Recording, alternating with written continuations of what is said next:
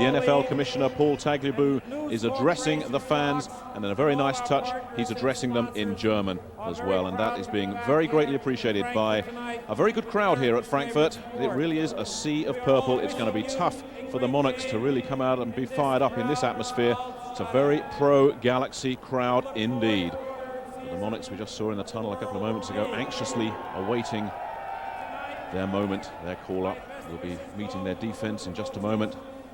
But they've looked fresh, they look ready to roll, but now is the time for them to show what they can do. And here come the defensive players, and as you can hear, they're going to get quite a welcome.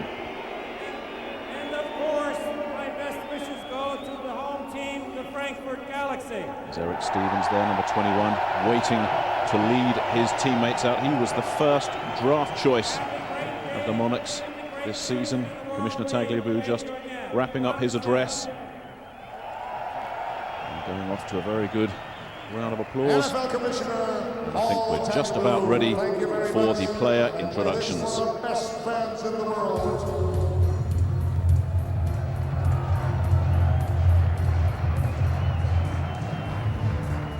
Ladies and gentlemen, please say hello and welcome to the Monarchs starting defense. Here they come, the Werewolves of London. Number 21 from Jacksonville State University, quarterback. Here's Eric Stevens. What a moment for Eric Stevens, the first player Number out. 94 from Miami, linebacker Richard Newbill. He's impressed in training camp, this fella. Number 59 from Washington, middle linebacker Dave Hoffman. Dave Hoffman, he is the leader of the front seven. He'll be everywhere. And number 53 from Oklahoma, linebacker Tracy Gordon. Much improved during camp, an unexpected starter. From California State University, Los Angeles, defensive end, number 80, here's LeVar Ball. Started out at tight end, has been converted to the defensive end position. Number 65 from Oregon, defensive tackle Roland Putzier. Roland Putzier, drafted by Green Bay in Number 1988. 75 from Kentucky, defensive tackle Billy Lufton. Another big run stopper in the middle. Portland State, number 78, defensive end Herman Smith. Big guy, but one of the quietest guys on the team. London 2, number 20 from Southwest State University, quarterback Carlton Lance. This fella's not so quiet. He's probably the biggest talker on the team. We'll hear a lot from him. Number 29 from Auburn, safety Kevin Potter. One of the biggest hitters around, the former And Kansas City finally, Chief. number 27, Alcorn State, is safety Edward Buck. Very productive safety indeed. That's the starting defensive lineup. With head coach Bobby Hammond. And there is Bobby Hammond leading out the rest of the London Monarchs. Not too much applause for these fellas here in the Waldstadion, I have to say. Welcome to all the So out come the London Monarchs, and I think we're going to meet next the Frankfurt Galaxy. And joining me in the commentary box, my colleague Mike Carlson. And Mike, a fairly cool reception for the Monarchs. Yeah, but when I start taking the Galaxy through, you're going to hear the cheers from the crowd right off the bat. It's great to be here. The atmosphere is absolutely fantastic inside this stadium, as you're going to hear. It's about time to see our home team. As we have had the starting defense of the London Monarchs, we, as it is usual, proudly present the starting offense of the home team. Ladies and gentlemen, say hello to Frankfurt Galaxy's starting offense. Number 62, center from Arizona State, here's Toby Mills. Toby Mills, fast improving center.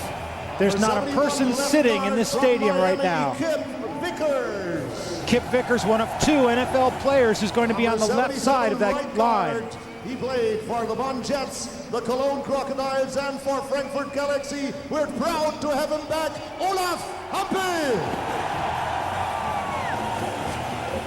You can hear it, the German on the Frankfurt Galaxy starting lineup, Olaf Hampel. Willie Stubbins, the other NFL player on the left side of that line. Number 60, right tackle from Oregon, Mr. Justin Stark. Justin Stark only 4 pounds lighter than Olaf Hempel at 306. Number 87 tight end from Arizona State, Bob Brasher. Brasher, a really good pass catcher, lots of speed at that position. And number 82, he plays halfback from Northern Arizona, Sean Collins. And Sean Collins, a great receiver in the NFL. Number 81, flanker from Washington, Mario Bailey. Mario Bailey, when he came out of college, one of the top-rated receivers his and year. Here's our number 1, he plays split end from Ohio State. Here's Bobby Olive. And this is a tough receiver. Bobby Olive, a walk-on at Ohio State. And number 43, running back from UCLA, Kevin Williams. Under 4.5 in the 40, Williams is going to move on this fast track. And one of our 2 quarterbacks tonight, number 14, starting quarterback from Michigan State. Welcome, Jim Miller. And Jim Miller gets the starting nod because he throws the softer pass, and Ernie Staudner thinks he's the better leader. Hello and welcome to the rest of the Frankfurt Galaxy with head coach Ernie Staudner. And there's Ernie Staudner, one of the toughest guys in the NFL, a great lineman for the Pittsburgh Steelers. And the Frankfurt Galaxy come out to a standing ovation. It's just like they've never been away. So we're just about ready for the kickoff between the Frankfurt Galaxy and the London Monarchs. We'll be back for that kickoff right after this. Don't go away. That a player gets himself in shape, ready to play, weight training and all of the other things that improve a player to get him ready to play the game are certainly at the highest level that they've ever been. But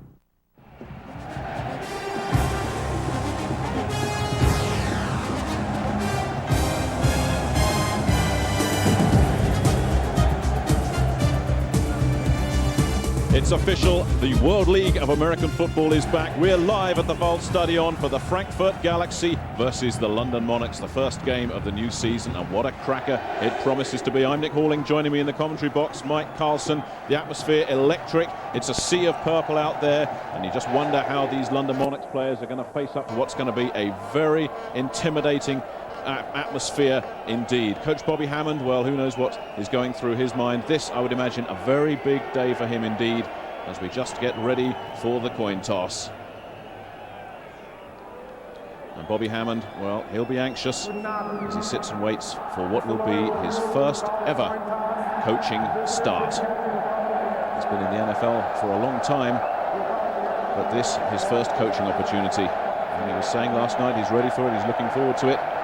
Here is the coin toss, and this will determine who gets the ball first.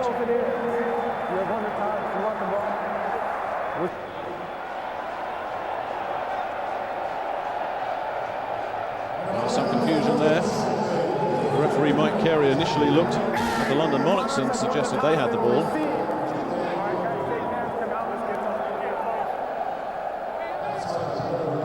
So there we are, there is the coin toss, and this a big moment, as I say, for the London Monarchs, and particularly their head coach, Bobby Hammond. This will be his first ever head coaching job, and I'm sure he's ready for it. We spoke to him earlier, and he says this is something he's really looking forward to. Let's hear from the man himself.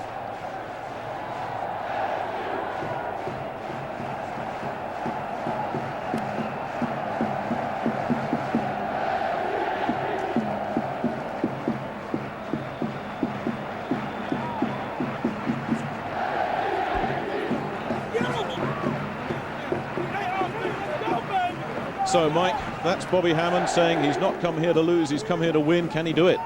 Well, it's going to be a tough task for Bobby Hammond and the London Monarchs, not least because they've been racked by injuries, especially to the offense. They've had to rejig their offensive line, and they're really short of receivers. And as we're expecting, the World League is going to be a throwers' league. That's going to really hurt them. Well, on the other side of the field, of course, one of the most experienced coaches around. This fella's been around for 45 years, just a few days short of his 70th birthday now. But like Bobby Hammond, he's a rookie coach outdoors. His only head coaching job in his career was in arena football indoors. He's really happy to be here as the top guy. And of course, he was born in Germany. This for him really a homecoming, and he was talking about that and how emotional that made him feel, giving something back to the people of Germany. When he was a kid, he had to sneak away. His parents were German immigrants. They didn't think that a young boy should be wasting his time playing football. Well, the London Monarchs should get their hands on the ball first of all.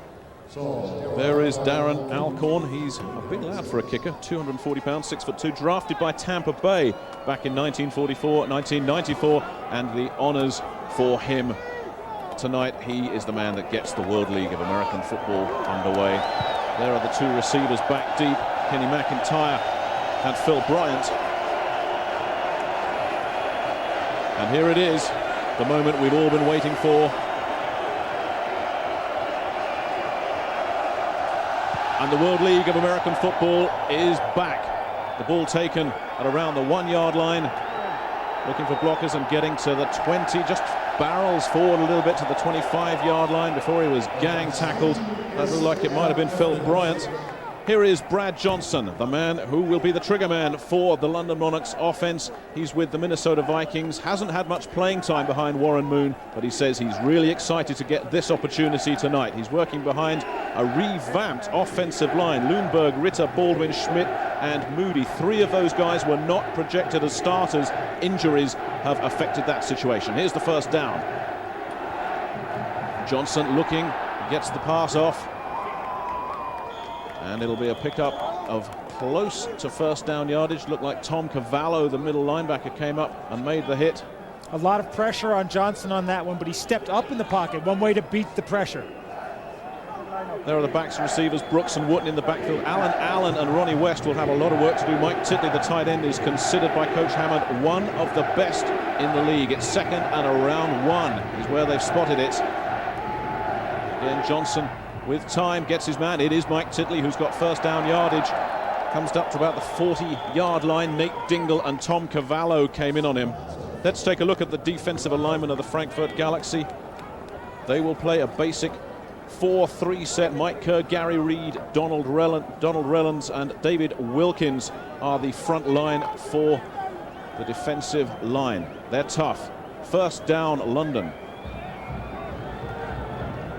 2 passing plays so far. We said this would be a passing league. That's how it's turning out. Johnson again given a lot of time. That line working so far. And good coverage there from Chris Hall, the right cornerback. Let's take a look at the Frankfurt linebacking core. Nate Dingle and Sean Smith on the outside. Tom Cavallo gets the start in the middle ahead of Mike Stonebreaker.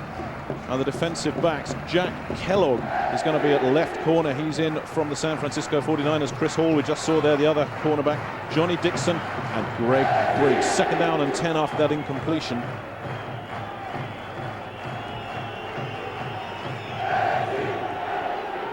Johnson again goes over the middle. He's got his man and gang tackled there. Looked like Tony Brooks. Tony Brooks was coming out of the backfield. They had the man open out of the backfield on the last play, and they saw that. They tried it again to the other side, and it worked for short yardage. Chris Hall once again coming up and making the tackle. Chris Hall of the Galaxy, not projected as a starter, but he's made a huge improvement during camp. Ernie Stautner described him as a big surprise yesterday. Third down and 4 for the London Monarchs. And we still wait for their first running play. I'll be surprised if we see it here. Johnson indeed dropping back with a pressure coming, and it's batted away. Donald Reynolds, the defensive tackle, number 90, got his hand on it. There was pressure coming from the outside as well. And this is where Ernie Stautner thought they would have the advantage on London's rejigged offensive line. A lot of pressure from the 2 ends, and the 2 big guys in the middle just holding their ground with their hands up. So there is Johnson on the sidelines talking to his defensive coordinator, Lionel Taylor. But the punting situation now, Sonny Fexico, Bobby Olive is back deep for the Galaxy, and it's a poor kick from Oliver. From Fexico, rather. It drifts out, and there's flags down, and it drifts out around the 35-yard line. Not a good kick at all. Olive was back.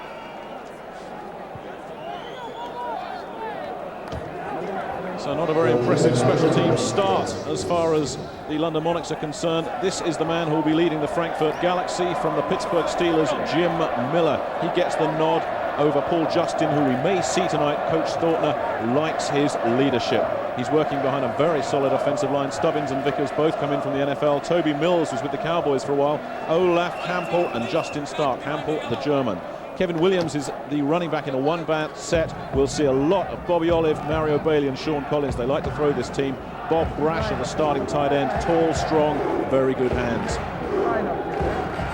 And different philosophies in that offensive line setup. Stautner's got his two best linemen, his two NFL guys, on the left side where they can protect the quarterback's blind side, where he doesn't see the rush when he's throwing because he's a right-handed quarterback. The big NFL guy in the London line's on the right side, which we thought might be for power running. Of course, London hasn't run the ball yet. And there's an old friend, Ray Wilsey, the defensive coordinator of the Frankfurt Galaxy. He, of course, was the London Monarchs defensive coordinator the year they won the World Bowl and went on to be their head coach. A lot of experience on that Frankfurt Galaxy sideline. And that first World Bowl, they shut out Barcelona. Supreme defensive performance of that whole first World League season. In case you're wondering about the delay, there's been some confusion about where to spot the ball. The ball seemed to go out around the 35, but Frankfurt have been given it at the 38-yard line. And the Galaxy are ready to get started. Out of the shotgun, Miller. Doesn't get that one going at all. Good pressure. Let's meet the Monarchs defense. They will go 4-3 and a lot of pressure on the front four guys.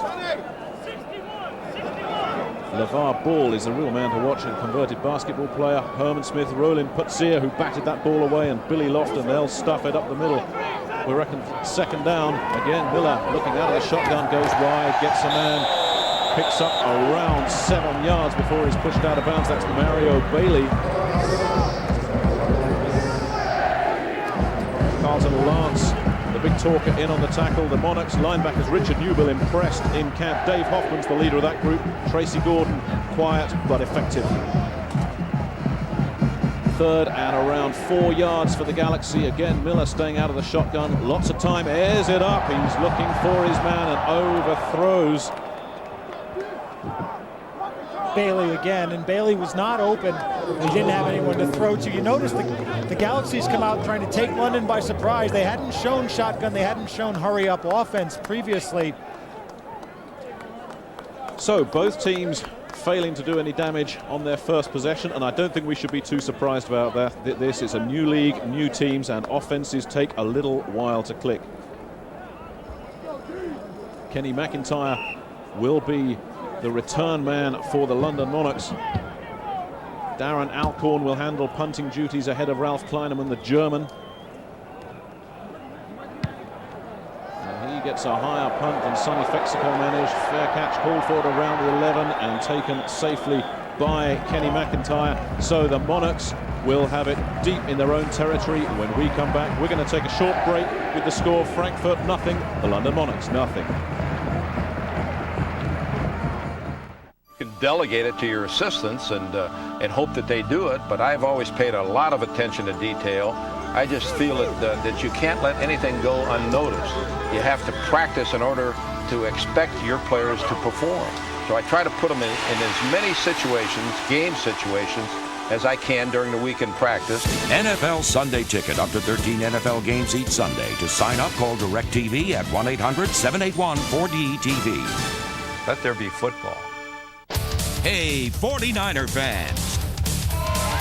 Your team just completed a record-breaking season. Player of the Year Steve Young and Jerry Rice paced the league's best offense, while Deion Sanders tightened up the D. Together, they won an unprecedented 5th Super Bowl. So, 49er fans, what do you do for an encore? The official 49ers championship video is available now. Short. Instead of a tip, Lottery ticket? he made her a promise. If this ticket wins, I'll come back tomorrow and split the proceeds. What do you think? I think I'm never gonna see you again. Now all he has to do What did we win? $4 million. Oh my God! is tell his wife. I've got something to tell you. Nicolas Cage, Bridget Fonda, Rosie Perez. It could happen to you. Why don't you just give me all the money? This month on DirecTV. Welcome back. No score between the Frankfurt Galaxy and the London Monarchs here early in the first quarter. Mike, we thought it was going to be a passing league, and on the evidence that we've seen so far, it is very much a passing league. They're coming out throwing, and the air is going to be filled with pigskin. Yeah, we're waiting to see our first running play. The London Monarchs certainly didn't go with anything. They've got the power to do it. Yeah, and you'd expect at this point that the passing game would be a bit ahead of the running game because the blocking for passing is so much easier to learn than the blocking for rushing. And as we know, the Monarchs' offensive line, we keep saying, has been rejigged, but nobody's had a lot of time to put in complicated offense. Well, when the World League kicked off 4 years ago, the London Monarchs came here and beat the Frankfurt Galaxy 24-11. A magic night, that one. Stan Gelbar throwing a 98-yard touchdown pass, as I recall. But since then, Frankfurt have dominated things a little bit. So it's up to the Monarchs to try and do something about that as they take a first down from their own 11-yard line. And the handoff, we get a running play at long last. Al Wooten, the big fullback, blasting his way through the middle. Nate Dingle, the outside linebacker, got a piece of him. And that looked like 3 or 4 tough yards for Wooten. And he'll take that 3 or 4 yards all day long. Bobby Hammond said he likes the power game. Wooten, one of those power fullbacks out of Syracuse University, a long tradition of power fullbacks at that school. 2nd down and 6, the ball moved up to the 15-yard line. Nice to see a running play in there. Whether we'll see any from Frankfurt or not, I don't know. And the handoff this time to Tony Brooks, drafted by the Philadelphia Eagles. He will be short of a first down by a yard or so. Mike Kerr, the defensive end, made the stop. And Tony Brooks was one of the 2 or 3 best running backs in the country when he graduated from Notre Dame, but he's never had a really good pro season. Bobby Hammond said he was taking a chance on Tony Brooks, and he let Tony Brooks know it. 3rd down and 1 for the Monarchs on this series. The ball on the 20-yard line. 2 running plays. What will they do on 3rd and short? Once again, Brooks gets the call, and he is nailed. He's short of first down yardage. Looked like Tom Cavallo may have been in there. Greg Briggs, the safety, number 29, he had a piece of it as well. And they went wide. He was looking for the hole, and the hole wasn't there. He wasn't to it quick enough. They almost thought they were going to go to Wooten in the dive, get that 1 yard quick. So no gain there for the London Monarchs on first down, thanks to Greg Briggs. So that brings Sonny Fexico back out to punt for the Monarchs. Briggs and Bobby Olive back deep. Terrible punt last time. And another horrible kick. Goes just over halfway and gets picked up by Jack Kellogg, who certainly wouldn't have expected to collect it, but 2 poor punts and flags down. Another flag on the punt and a daring move by Jack Kellogg, who sort of snagged that one. But seeing Sonny Fexico on the sidelines there, I don't think he needs to be told by us that he's not quite clicking at the moment, and he punts a lot better than this. We saw him in practice and he was booming those things. Practice and a game, 2 different things. Let's see what the officials have to say. It's against London. Referee Mike Carey will now inform us, but the bad news is it's against London. But that punt was so poor, I think this might be declined. I think it's uncatchable forward pass. There was an ineligible receiver downfield on the offense. That penalty is refused. First down. No, I'm not surprised they take the first down, the Galaxy. They've got excellent field position.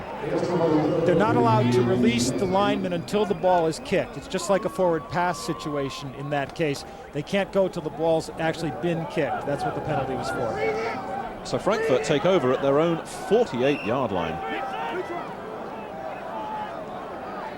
Jim Miller, number 14, in at quarterback.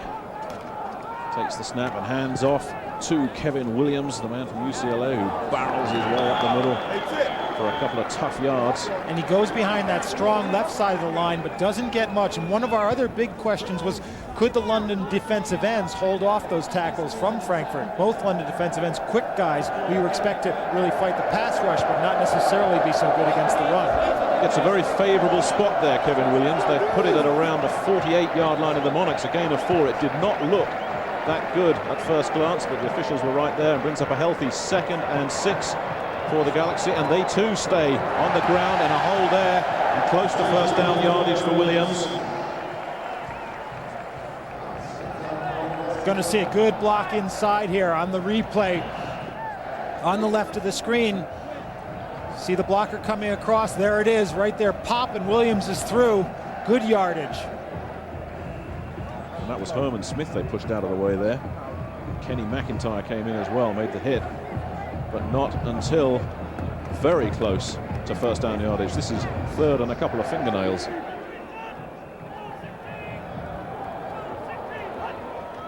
Another one once again with a pitch back to Williams, and Williams may not have turned the corner on that one. Rick Newbill, number 94, came up and stopped him. And that looked like he had the corner there, and Newbill made a lot of ground to get that one step on him and turn him inside. Carlton Lance came up and gave him a bit of support.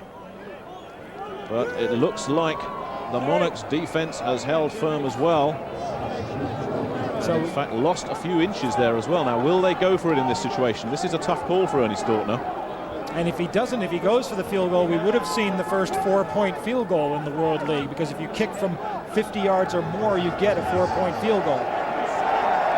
And they're going for it on 4th down. A gamble straight away at I think the whistle went before the snap.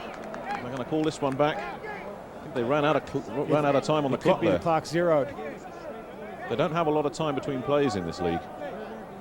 And a delay a little bit there from the Frankfurt Galaxy might have cost them the opportunity. I think it was that 35 second play clock that ran out before.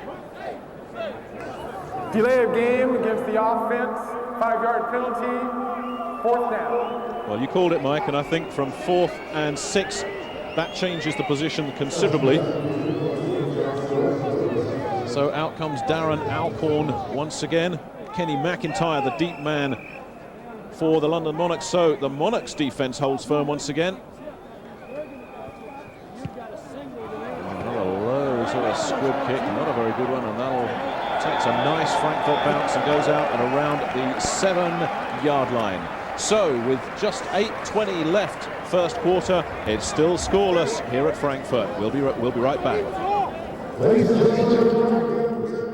No question about it. There are times where you want to stand back and applaud when you see the great plays made by great players. And you know, on your football team, you're going to applaud a little bit harder, but you still acknowledge and you recognize great plays made by players on the opponent's football team.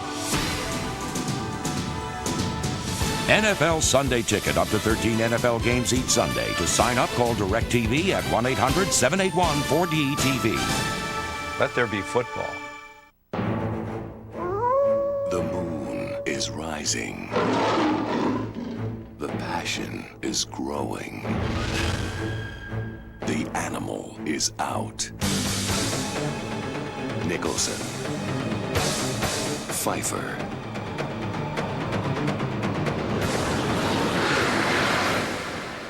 So scared. Wolf, playing on DirecTV.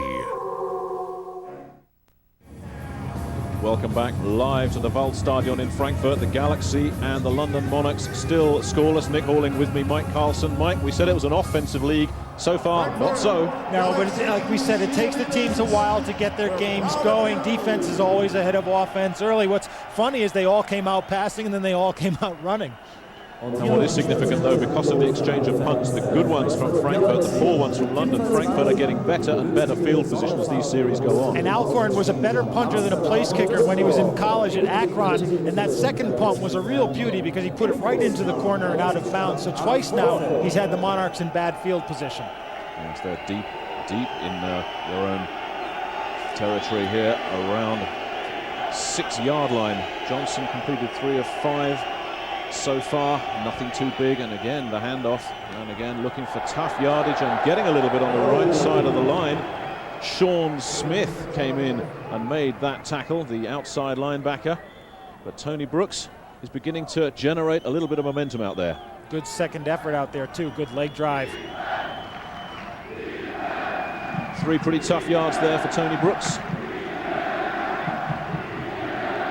Bring up around 2nd and 7, and Brad Johnson hasn't aired one out for a while. Maybe this is the situation to do it in, and indeed he looks for pass, fakes, maybe he's got a man over. He's looking for Allen, who's in double coverage and did well to break that up because the defender had a good shot at getting that. It was a good route. Allen was open, but the ball had to get there quicker. It was a stop and go. Allen will be out there on the left. He stops there. You see the pump fake, and then he goes long. He's open for an instant, but great reactions from the safety coming over there. It had to be a hard ball. They came back on him really well. It was Dixon and Hall there, and Allen did well just to stay in with the play there. So another 3rd down for the London Monarchs, and they're very deep in their own territory here. They want to convert this one again, looking to throw. He's got a man, but short of first down yardage. A huge tackle coming in from Jack Kellogg. Larry Wallace, the receiver, he's been injured and banged up seriously badly all week. They didn't expect him to play, but he came up then. It's all going to depend on the spot here because he caught it right about on the line. He ran his pattern to the first down marker. He got knocked backwards, but we'll have to see if they give him forward progress. Well, it looks like they're marking it a foot or so short of a first down.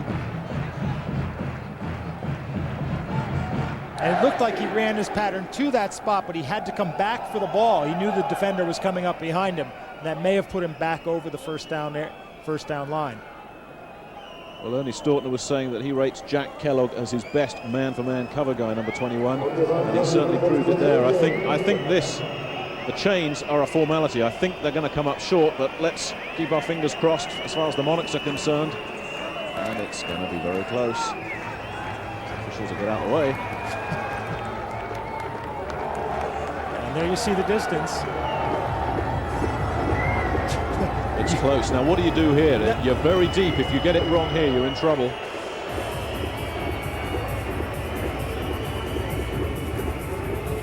Tony Brooks has checked into the situation. It's a first down. He signaled the distance they'd made it by, not the distance they were short. I was confused. I apologize. The officials hiding the chains there. So a very, very big catch there from Larry Wallace, number 84, gives London a vital first down. Larry Wallace was with the 49ers practice squad last year, and he's projected as one of the keys to this London Monarch offense. So, first down at the 16, Johnson with the handoff. Al Wooten, good switch of direction and picks up 4 or 5 yards there. Nate Dingle came in and stopped him, and Ray Wilsey a little concerned at that one, I think. Wooten close to the first down. That's the old power play. You're going to watch the kick out here. Wooten counter, cuts back against the grain. There you saw it. Tackle coming down from the other side.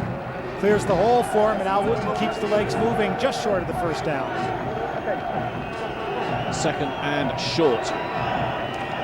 Johnson again keeps it on the ground, and I think that may be good enough for first down yardage there. That was Al Wooten once again plowing his way in. Greg Briggs, I think, made the stop. Coming up from the strong safety position. He's having a busy evening, Briggs. Brad Johnson there, a team leader, very, very popular with his teammates, plays with the Minnesota Vikings and has just been given a new contract by the Vikes. And it's a one-year contract, which means he's got a lot to prove right now. And if he has a good World League season, he's thinking Scott Mitchell goes to the Vikings, has a great year, then he's a free agent, and the big bucks follow. Talking to him yesterday, he talked about the frustration of being behind Warren Moon. He says, I just want to play. Well, for the next 10 or 11 weeks, he's got the opportunity to play as much as he wants. We have a timeout on the field. And what Brad Johnson does really well is throw the ball, especially on the short and intermediate passes. He's got a rifle arm on those. He's very, very accurate. He's relatively mobile for a big guy. He can't really sprint out of the pocket, but he can move up in it very well, move from side to side.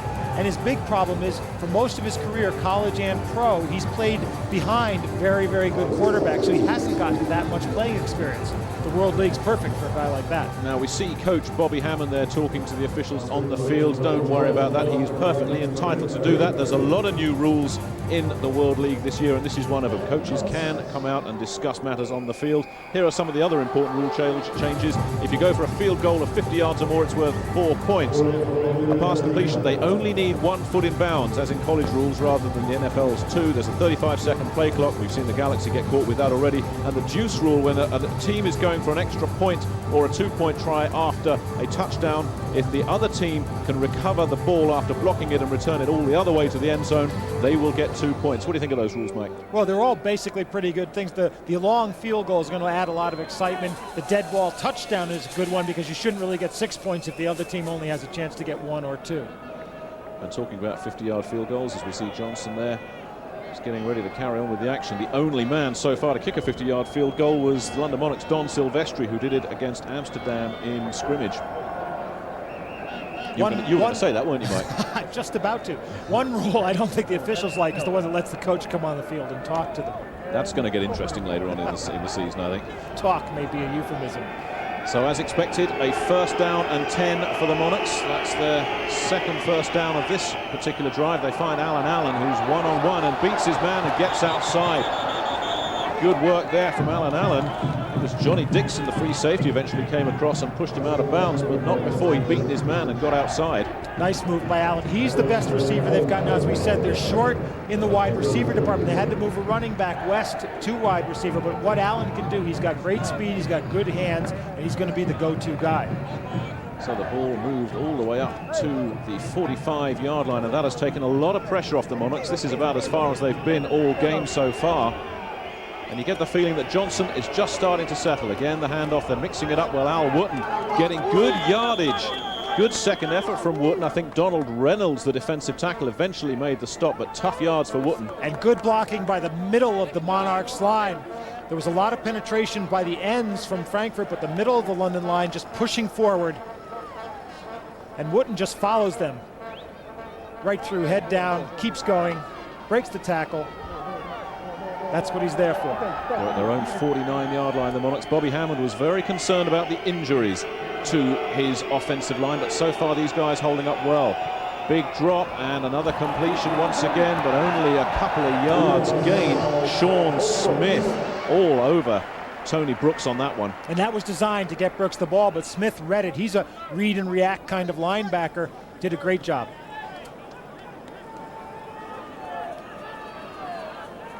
So for the first time in the game, the London Monarchs are in Frankfurt territory.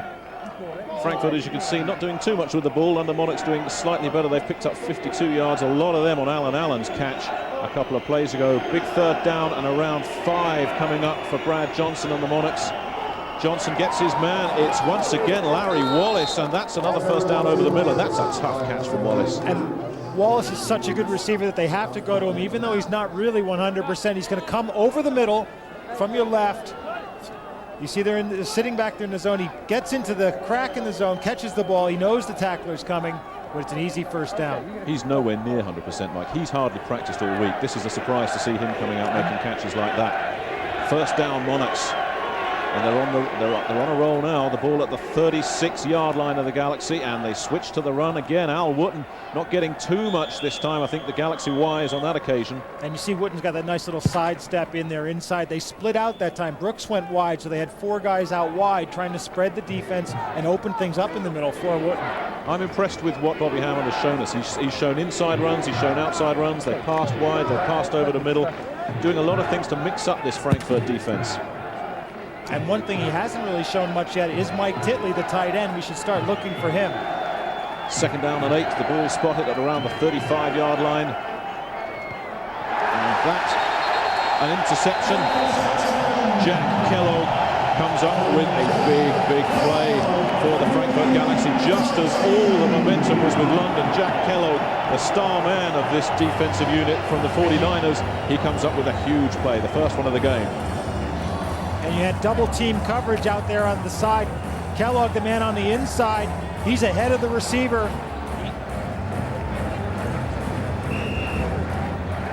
And you'll see West now. West is the converted running back. He's not real fast, and he doesn't run the patterns all that sharply. Kellogg anticipates the pattern, steps in front of him, and West has good hands, but he'd need great hands. So Frankfurt get the ball back once again, and now it's Kevin Williams' turn to get moving, and he's broken tackles, and we could be on for the first score of the season. We are touchdown Galaxy. We said he runs a 4.54. He really had to run a 60 right there. Galaxy! And it's not just speed, it's breaking tackles.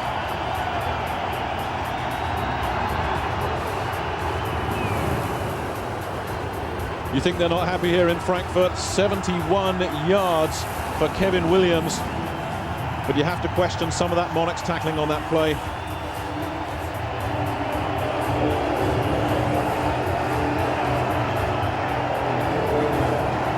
So first blood to the Frankfurt Galaxy. They go 6 points ahead. Darren Alcorn will try for the extra point. What a sickener that for the Monarchs.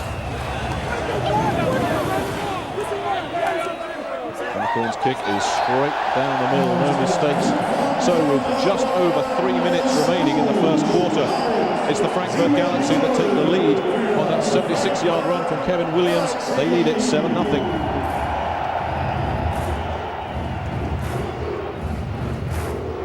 And Williams, it's partly speed because he gets to the hole so quickly. He's got a good hole to get through, but once he's in the open field, it's power. And here he comes from the one-back set. They see he gets a good burst there to get through that first hole. And now he breaks one tackle. Buck falls over, and he's going to break another one there. Arm tackling in the secondary, and now it's just a foot race. And LeVar Ball, who's 270 pounds, is not going to catch Kevin Williams.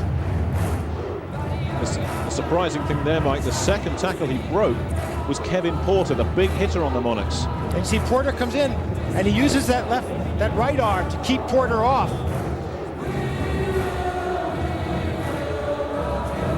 They're rocking and rolling here in the Waldstadion, and it's Kevin Williams, a late addition to the starting lineup.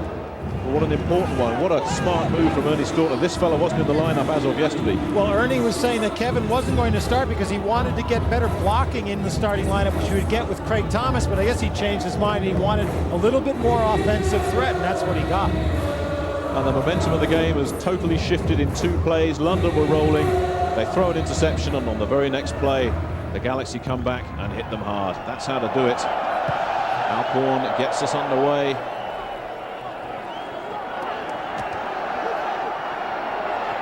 Kenny McIntyre upended at the 34-yard line. By Bellamy on the special team. But at least they have reasonable field position to work with this time after that return. They've been pinned back deep all game long. And the key now, they're a young team. They've been coming together, the Monarchs. One or two of us thought maybe this game has come a little early for them. They've had a setback, but they've got to regroup now. Yeah, what Bobby Hammond has to be concentrating on is they had a good offensive drive last time. One bad play offensively, one bad play defensively. First down, Johnson looking to air it out, gets a man over the middle. Mike picked up pretty good yardage. Looked like Mike Titley's finally getting involved in the offense now. And again, with the lack of wide receivers, they're going to have to look a lot for Titley. And Bobby Hammond thinks he's the best tight end in the league.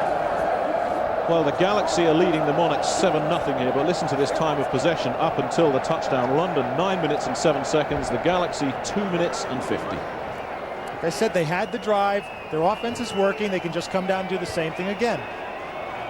Second down, Johnson looks to go out wide and overthrows his intended receiver. That was Ronnie West again. I don't think he could have got that one. Now West has, well, as we said, West has good hands. That's his strong point as a receiver, but that one was a bit high for him. You can see what they're trying to do is spread the offense out, get them wide so that there's something open in the middle.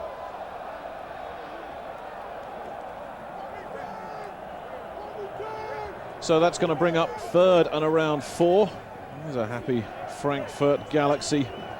Wide receiver Sean Collins, we will see him later on, I'm certain. 3rd and 4, big play Monarchs. Johnson once again goes back, looks to air it out. He's got a man, and Al Wooten's fingers turn to bricks at the crucial moment. He had his hands upside down trying to catch that coming out, and he had space there, a definite first down and room to rumble for a bit more yards. So, Brad Johnson comes off once again. We're being told that Kevin Williams' touchdown run of 76 yards sets a new World League record. First game, first record. The old record was 74 yards, and Sonny Fexico with another chance to kick that one away. Another low squib kick, taken very well and into midfield, and rolling straight away was Jack Kellogg once again. They said, watch out for this fella, he's going to be everywhere, and he is. He did the same thing he did on the last punt. It came short, he grabbed it, and he took off. This time he got past the first guy, made good yardage. Another daring play by Kellogg, but a good one. And that's close to midfield thanks to the return from Kellogg. Jack Kellogg, incidentally, is here as an NFL allocation player from the San Francisco 49ers. This is the way a guy like Jack Kellogg can let people know, hey, I'm out there. And Fechico just having incredible problems punting. He's lifting the ball up over his head now, trying to get a good drop. So 1st and 10 from midfield for the Galaxy. Miller fakes the handoff, buys himself some time, and goes over the middle, and well broken up That could have been dangerous. Bobby Olive was right there. Flag down, looks like it's probably a hold. They had to get a lot of time running 2 fakes there, play action. Olive was there in the middle if the pass was up a bit. But the coverage was good. So 7-0 in this game as we wait for the call from the official. Flag came out, came back, went back in the pocket. So instead of a flag, we have 2nd down and 10. Jim Miller dropping once again, going for the pass, and once again goes over the middle, and that is another 1st down, and it's Sean Collins on the carry. Collins out of the H position and over the middle, and that was a great check off by Miller because Collins was the 3rd receiver on that play. Pickup of 16 yards, Dave Hoffman, there he is. He was the man that brought Sean Collins down. Collins, the H-back. I think Collins is going to see a lot of Dave Hoffman in this game.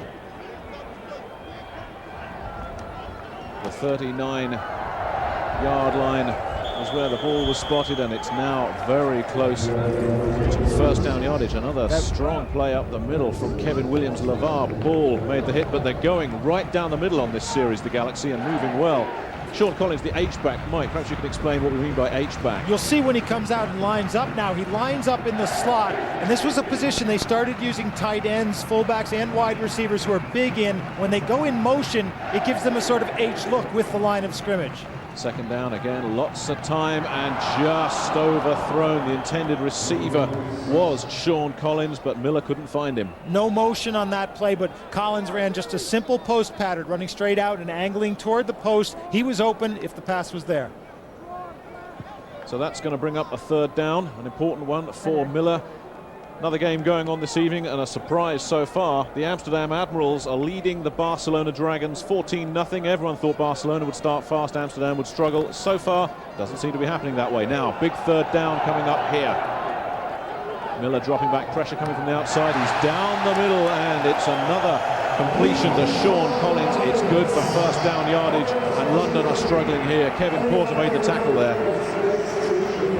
And what the H-backs gets to do is you get to isolate him. The worst you can come up with is one-on-one on one of the safeties. And the safety, you see, Porter's got to come up to get him on that crossing pattern. So he's open coming in. The ball's there. 1st down. Inside the final few seconds of the 1st quarter, the Frankfurt Galaxy looking to extend their lead. And Kevin Williams could be gone again. A touchdown-saving tackle coming in, but this Kevin Williams, Edward Buck, I think, made the tackle. And Williams looks hot. And that was a well-executed draw play. Williams had so much space to move through. They let the rush come in. They got the blocks there. Williams came through again. He broke 1 tackle. And that will do it as far as the 1st session is concerned. A big one for this man, Kevin Williams. The ball spotted at the 7-yard line, and everything going Frankfurt's way at the moment. They lead the London Monarchs 7-0. We'll be right back after this.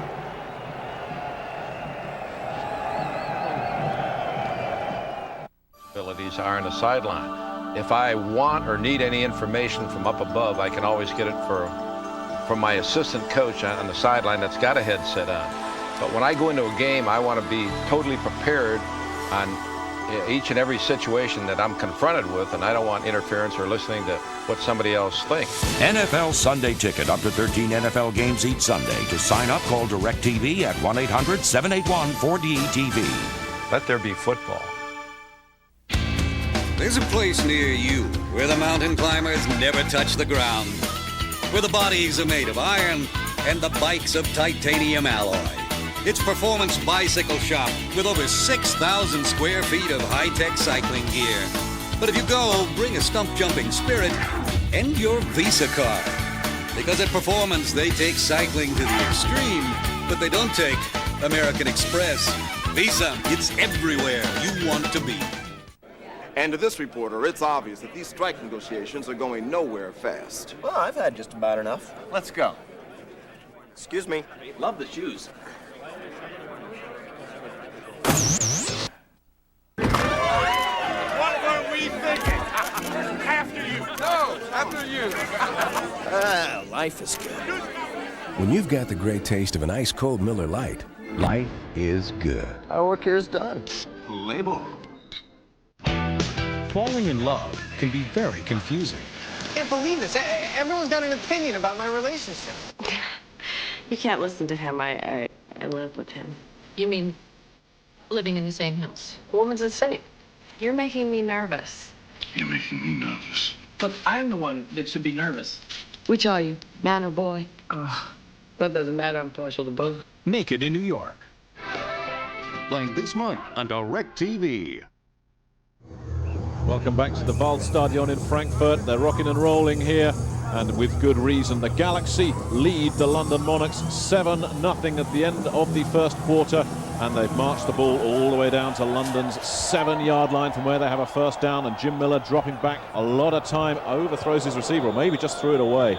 Threw it away. Good coverage by the Monarchs. Now, they were looking there. He looked to the left, and Brasher was trying to get out on the right, but Brasher was taken very, very well. I think really, Mike, the timeout at the end of the first quarter may have come at a good time for the Monarchs because they were getting battered. Good time to regroup. But still a lot of work to be done for the Monarchs if they're to hold the Galaxy here. 2nd down and 10.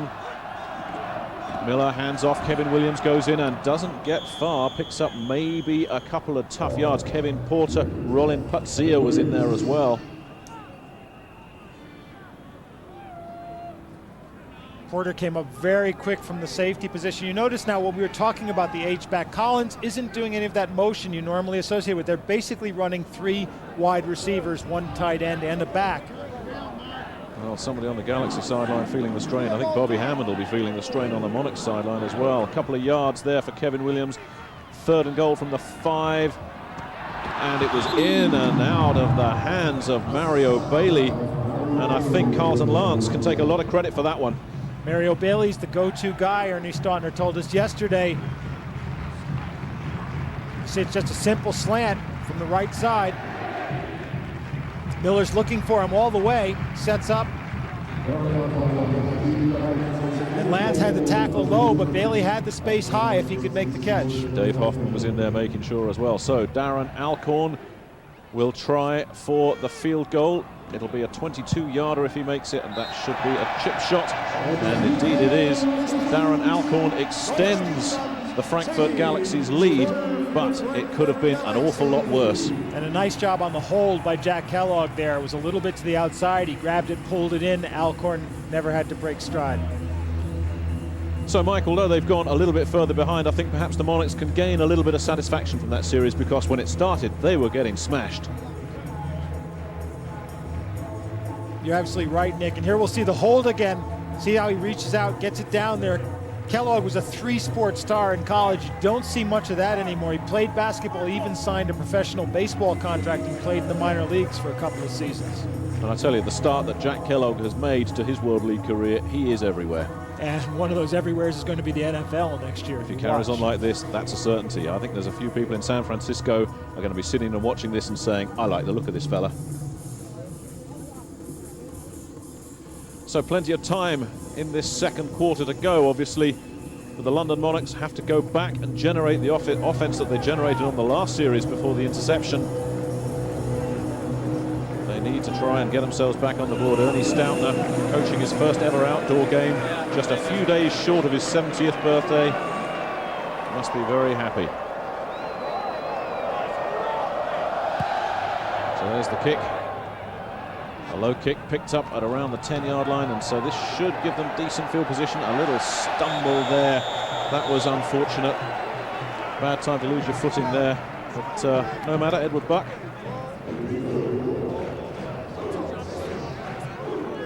End of the first quarter, too, in Amsterdam, and the Admirals have extended their lead over the Barcelona Dragons. They lead it 17-0. I know you've been talking to Dragons coach Jack Bicknell. You must be surprised at that. I am a bit surprised. The Admirals won the last scrimmage the teams had, but it was very, very close. And I was guessing at that point that Barcelona was going to get better, and Amsterdam had probably peaked early.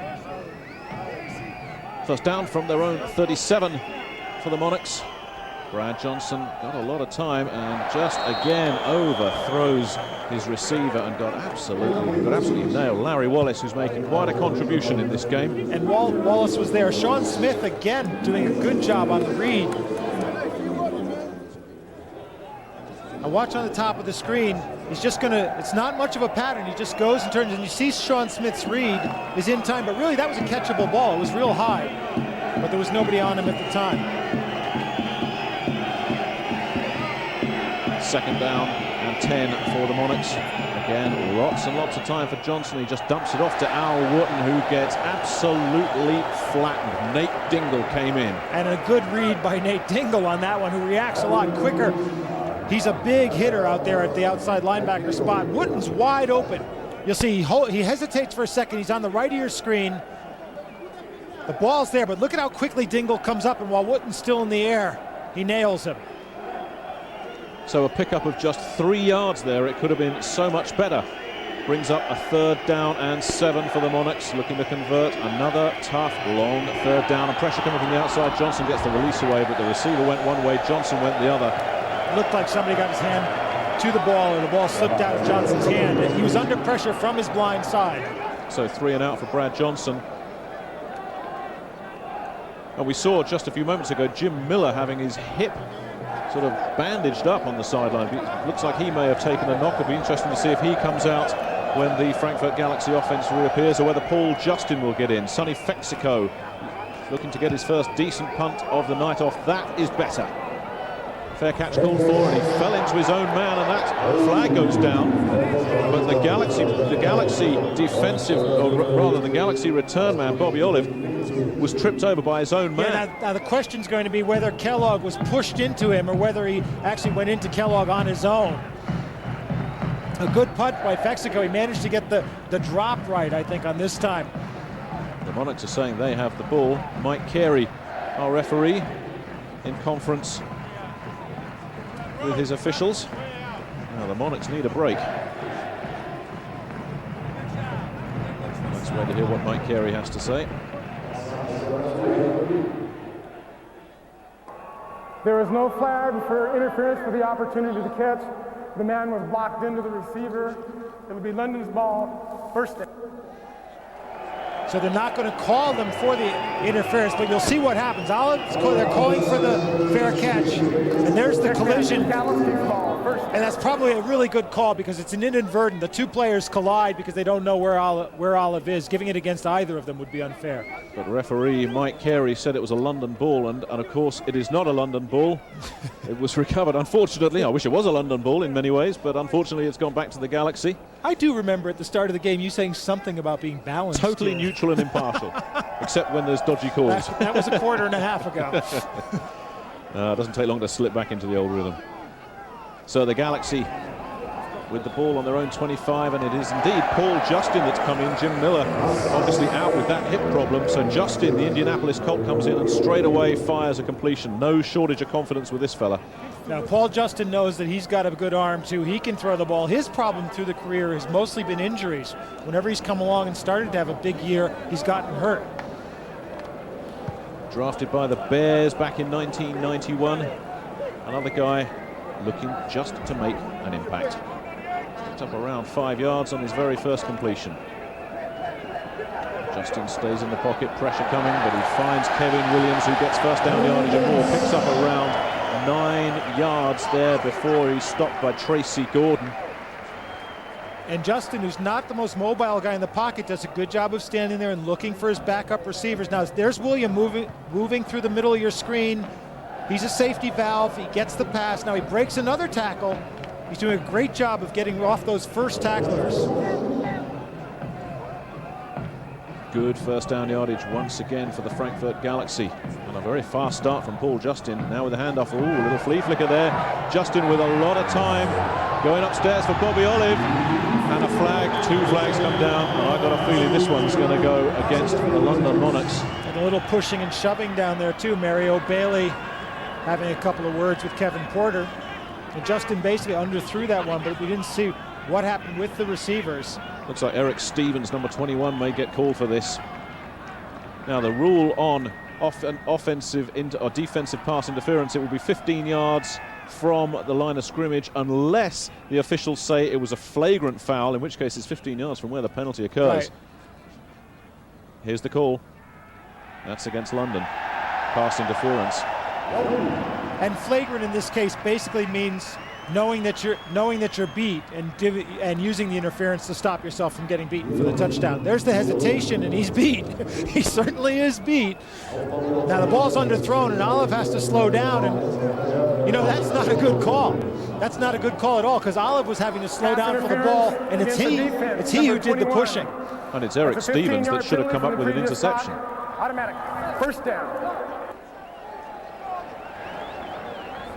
I agree with you, Mike. Seeing that, it looked as if Eric Stevens just turned, saw the ball underthrown, and has come up with a big play. And they've changed the call now to a 15-yard pass interference, because certainly it can't be a flagrant one when your back's to the guy that you're interfering with. Well, I suppose that's the good news for London, but they could have got a break there. There's Paul Justin's numbers now with the Indianapolis Colts. And opportunities for him there if he can make his name here in the World League. But he got lucky there. You notice something funny too, when he throws long, he tends to drop that arm down. The ball didn't carry so far. Justin with the handoff this time, and a lot of running room. And Kevin Williams dancing and tripping his way through there, eventually getting tripped up by Rick Newbill. That's that same draw play that got them right in front of the end zone just before they kicked the field goal. You think Ernie Stautner was keeping this fella a secret from us, Mike? I mean, he didn't mention Kevin Williams yesterday. We've seen the shotgun, the hurry up. We've seen Kevin Williams. I think Ernie was keeping a lot of secrets from us yesterday. There's Jim Miller, whose World League career not got off to the best of starts. That injured right hip. And a little bit of motion there from Collins in the slot. We're going to have an illegal motion against the offense. Well, we thought Paul Justin would see some playing time anyway. Miller and Justin very, very close anyway throughout camp. Number 71 offense, 5 yards. Let's play second down. And there's the big man, 310 pounds of German steel. Olaf Hampel, who started in the offensive line, currently watching from the sidelines. We talked to him yesterday, or rather I talked to him yesterday. He's 6'6" and about 22 stone, and I tell you, it was like looking up at a small building. Not a face-to-face confrontation. Justin, a lot of time once again, and gets his man, Sean Collins, down the middle again. We're going to be seeing a lot of that tonight. And Justin took a real deep drop, and he came up real far. He was all alone. And look at how he drills the pass in. Now watch the way his arm moves when he throws this one too, because he's got great speed. Now see how he comes up. He's got look at all the space he's got. And he just drills that one through. And you see how he keeps his arm up in the air as he throws it. Another big play from Paul Justin, who's settled very well into his rhythm here. And again, with a lot of time, all the time in the world, and he goes for the relief man, Kevin Williams, and just settles for 4 or 5 yards. But Bobby Hammond was talking about the importance of a pass rush, and it's not happening at the moment. No, Justin's having far too much time, and he's doing a great job when you've got that time of looking for the open receiver and settling on the safety valve if you have to. Williams a little upset with himself because he tried to break that first tackle again, but went straight down to the ground. Less than 10 minutes first half. The Galaxy leading the Monarchs 10-0 and looking for more on this drive. They've moved the ball to London's 21-yard line. Once again, another draw play. Kevin Williams has a flag, goes down in the backfield. It's going to be, it's a hands penalty, holding penalty in the backfield on that draw again, though. It was on the right side of the line, keeping the defenders off as Williams was hesitating on the draw. Well, 115 yards for Kevin Williams. 76 of them on that touchdown run, of course, and he is breaking too many tackles. Number 62, 10-yard penalty, repeat second down. Toby Mills gets to assess the penalty. You can see on the left of your screen, right in the center, there's Mills pushing the tackle down, and he didn't really need to do that because Williams is already through the hole. Kevin Porter with the tackle with the shoulder, but that was a behind-the-play penalty. So it brings up second down and around 15 yards, maybe 16. Justin, again, as much time as he needs, but goes down. A big tackle coming in at long last for the London Monarchs. Billy Lofton, the right defensive tackle with the sack. And it was more Justin coming into Lofton than Lofton putting any pressure on Justin. Now, again, he's got lots of time to throw, but there's good coverage by the Monarchs. You know, credit them. They're holding the big receivers down, and Justin looking to scramble. decides to do it just as Lofton comes free of his blocker. And he got past the guard, Kip Vickers, Indianapolis Colt, to make that sack. So third and a bunch, about 20 for Justin. Again, pressure. Got a lot of time with the rollout, looks to find his man, and he's got him, and that is very close to first down. He may well get the spot there. Kenny McIntyre made the tackle, but not until Bob Brasher picks up a first down. And the same thing is happening. He's getting lots of time. The receivers are covered, and he's not the most mobile guy, but you see he does a good job now of rolling to the right. He doesn't come off to his blind side like he did last time. He goes to the right. Nice little push down there. And he's telling Brasher to come toward him, as Brasher does, right on the sideline, and a nice turn inside by Brasher. Meanwhile, Kevin Williams has picked up first down yardage once again, or very close to first down yardage. Edward Buck and Carlson Lance push him out of bounds, but you don't want to see defensive backs pushing running backs out of bounds. and looks like Williams may be hurt on the sideline. He's stretching that leg. You see, nice first cut. Good blocking there, and he's got that burst of speed that gets him past Buck. And it was Lance that came over and made the tackle. And Buck had the position, but Williams just a great first step, and it is. I think he did probably stretch that hamstring out. Timeout called on the field, 8 minutes left. The Frankfurt Galaxy leading the London Monarchs 10-0. We'll be back. You have to have the talent. You've got to have the size, the speed, the talent to compete. The thing that you really can't measure is the heart. And then the other thing that you have to be made aware of as soon as you can is his ability to learn, to execute the detail of his assignment in a pressure situation. NFL Sunday Ticket. Up to 13 NFL games each Sunday. To sign up, call DirecTV at 1-800-781-4DTV. Let there be football. Hey, 49er fans. Your team just completed a record-breaking season. Player of the Year Steve Young and Jerry Rice paced the league's best offense, while Deion Sanders tightened up the D. Together, they won an unprecedented 5th Super Bowl. So, 49er fans, what do you do for an encore? The official 49ers championship video is available now. He joined up on a whim. It's like joining a hell spa, only they pay us. But now patriotism's got the best of him. Hey, give me push-ups! All the way up and down, right? Pauly Shore. Let's go bust some scuds! Hot Wheels! Is in the Army now. These soldiers were on the ropes. Until Danny DeVito taught them how to think. You are not dumb, but I need you to know that. Catch Renaissance Man. Victory starts here. This month on DirecTV. Welcome back live to the Waldstadion in Frankfurt. The Galaxy leading the Monarchs 10-0 and looking for more. Kevin Williams did indeed get a first down, but he has limped over to the sidelines, and hopefully he's not too badly shaken up. He was walking under his own steam. Right, and there on the sideline you see 86, Werner Hippler, German tight end who's played his football at Sacramento State in the States. He just went over there, tried out himself. He's done a great job, came back here to play in the World League, and we're expecting to see quite a bit of him tonight. The coaching staff very impressed with him. First and goal. Paul Justin looks for his man, and it's bounced out. Good coverage this time once again by the Monarchs. And two things are happening here. One is Justin's getting great protection from the offensive line, which means there's no rush. Now watch, he gets plenty of time to throw, even though they're close to the goal. They're good block by the back. And it's not a sharp pass. That's the first bad pass he's thrown because it's high on the side. The other thing is the Monarchs defensive backs are doing a great job. Mario Bailey, the receiver there, just couldn't hang on. So Justin picks up a second down and goal. Hands it off in the middle to Craig Thomas, who was the designated starter and who may have picked up a yard, maybe two, depending on where they spot it. Thomas trying to pick his way through there where there was a brief hole which closed up. Thomas, a psychology graduate from Michigan State, where they like to run the ball. And one of the things that's happening there is in the inside of the line, the London tackles are holding that inside of the line, but the ends are trying to penetrate and come out wide, and they're not getting it.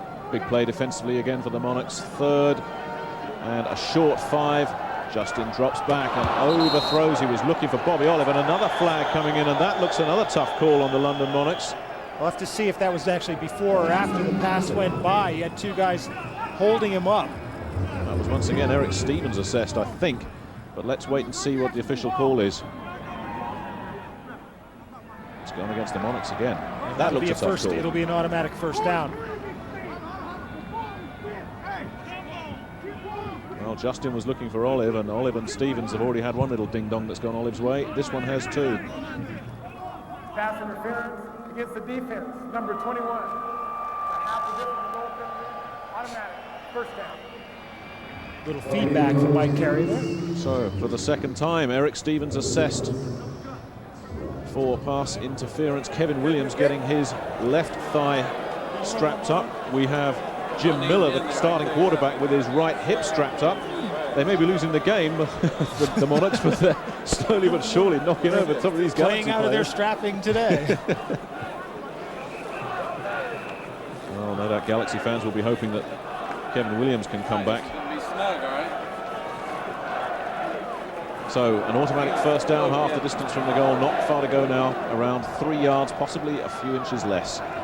For the Galaxy, Justin with the handoff. Craig Thomas gets it and can't get too much. He tries to pick his way through the middle. A few guys in on him there. Tracy Gordon, I think, was the first man there. And we had a new look from the Galaxy there as they brought in the second tight end, Clarence Williams, who lined up as a blocking back right in front of Brooks.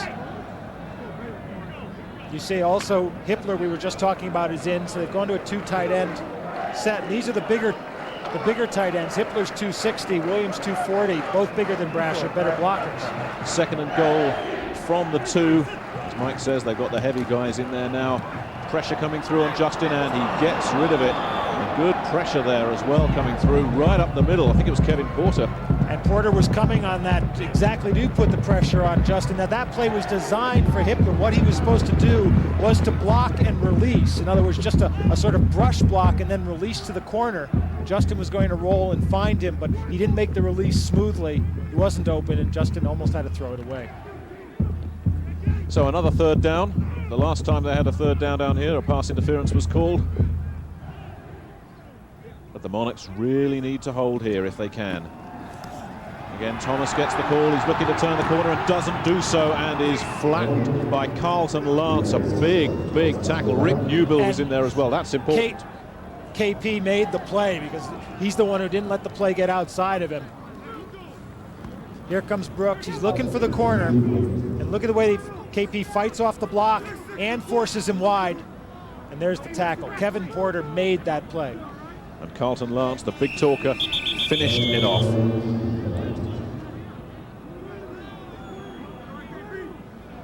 There is Carlton Lance.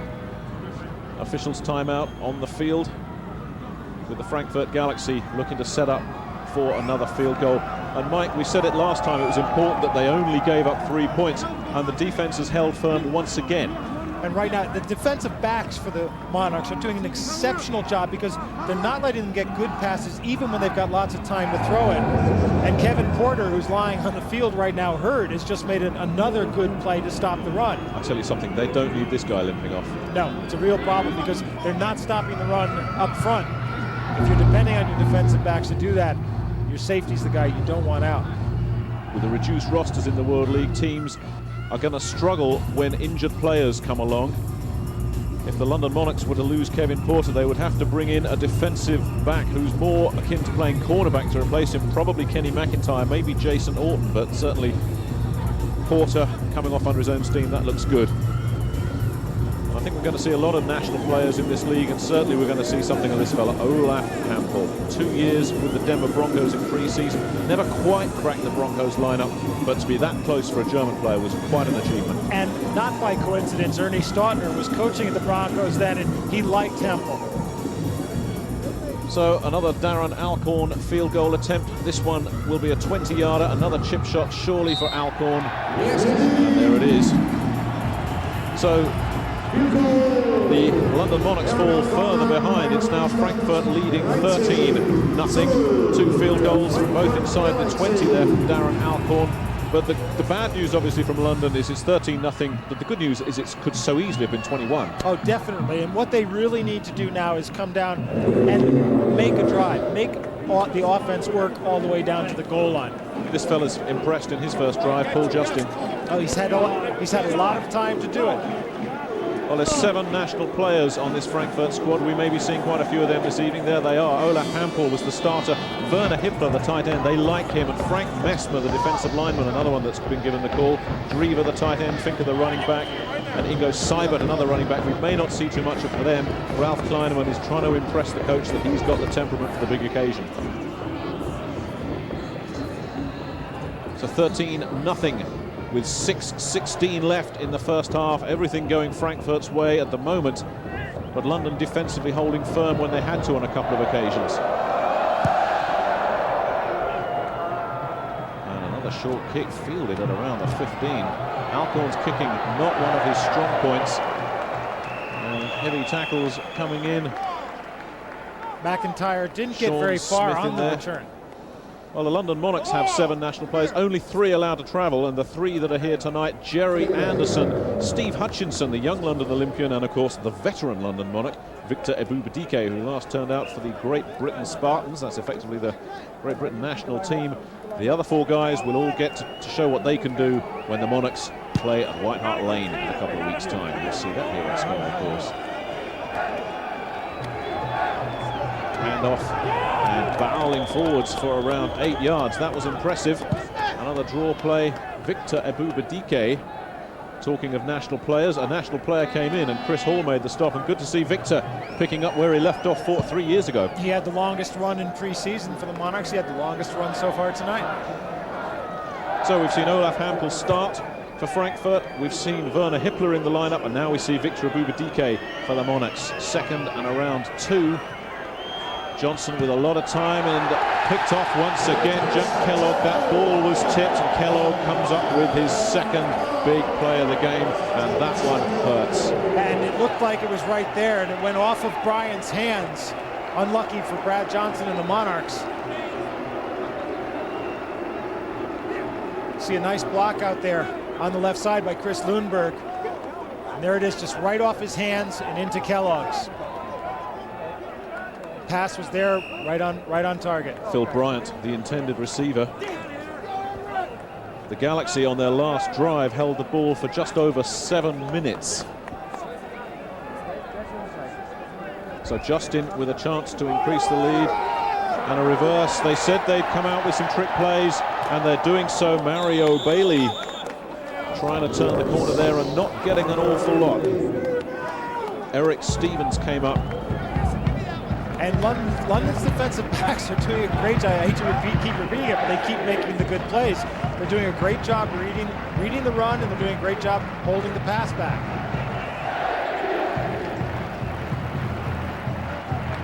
It's a nicely executed reverse. Good pitch, and you see there's Bailey coming around. So 2nd and 9, Justin dropping back. Again, a lot of time, rolls out of the pocket, pressure coming, gets a man down the middle. There was pressure, but once again he managed to get the pass off without any difficulty at all. And Justin looking very solid. Rick Newbill made the stop, and it's short of 1st down yardage.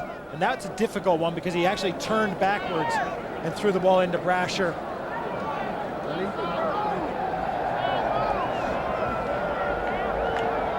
Now we finally get pressure from the defensive tackles. He's moving already, and you see that's a difficult pass when you're running backwards onto your left. 3rd and short, and yeah, a man open. Bobby Olive once again gets out of bounds around the 28-yard line. He's going one-on-one with Eric Stevens, and so far Olive is coming out on top of that battle. And Justin delivered that ball. I mean, the difference between that and the last one, he had the time to set, he knew who he was going to, and he drilled it in for Olive. That's a really hard pass to stop. Bobby Olive is known as a receiver with very safe hands. Was drafted by Kansas City in '91, also hooked up with the Falcons and the Browns in pre-season, in training camp. 1st down, Galaxy, and Justin, who's looked very composed and assured, gets some time, but not enough time, and the pressure really told there. I think Rick Newbill came storming in from the outside linebacker position. And what the Monarchs are doing, because they're not getting the pressure from the front four, they're starting to bring their linebackers on the blitz. Newbill gets a tackle, but you saw there was good pressure up the middle, and that made Thomas, the blocking back, commit to the block. And that left Justin exposed. 5-yard loss will bring up second down at around 15 for the Frankfurt Galaxy. Again, defensively, they're looking to hold firm. And the handoff once again goes to Craig Thomas, and Thomas tries to get outside and doesn't do it. He's held up, and then the defensive backs, I think Eric Stevens was in there and made the tackle, they came up. And you see the play worked, but you see the difference offensively between Williams and Thomas. Thomas just doesn't have that quick burst that Williams does. He gets outside. There should be some space there. But Stevens holds up. He doesn't fall for the shake and bake and makes the tackle. So still third and a bunch for Frankfurt as Bobby Hammond watches anxiously from the sidelines, looking to see if his boys can hold firm once again. And Justin, in an obvious passing situation with a lot of time, finds Bobby Olive, and this could be trouble. Eric Stevens drags him out of bounds just before he got in, but another damaging play. And Olive looks like he may have pulled a hamstring. And the thing with Justin on this one now, he's got the time, but instead of looking to his secondary receivers, what he does is he waits for Bobby Olive to come open. And then you see how he comes down low, and he almost twists it off like a baseball pitcher to get that extra juice on the ball. And now from the end zone, you'll see how long he waits. He's watching Bobby Olive all the way and just waiting for him to come open. A good read by Justin and good protection by his line. And in fact, it's Kenny McIntyre that drags him out of bounds and saves a touchdown. London take a timeout. The ball spotted inside the 2-yard line. And Mike, I saw Bobby Olive after he made that play. He went back to the sidelines, but he wasn't running very smoothly. No, he got up limping, and I'm wondering if it's this cold, wet weather that's starting to affect the players. It's been unusually warm in Europe. Yeah. He's not sitting down or getting any treatment. They may just be getting cramps. It's kind of damp here. It's like the fog is rolling in now. There's a lot of moisture in the air, and it's pretty chilly. Mind you, you tend to recover from cramps when you make big plays like that.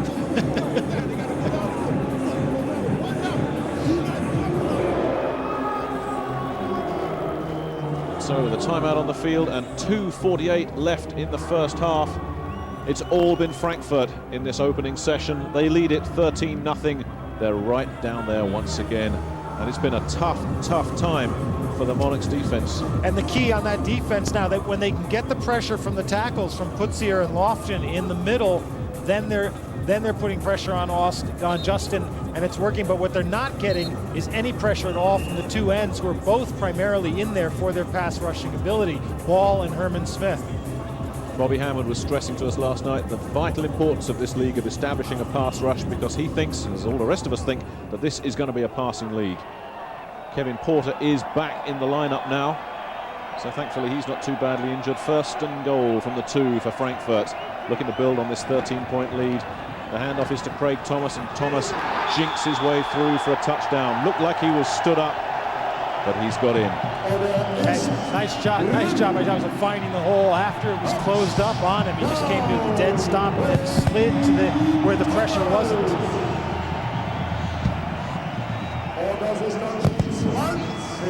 And you know, we've been saying how London's still in the game, and you can hear the Frankfurt crowd telling them that they're not in the game anymore. They're in trouble all of a sudden.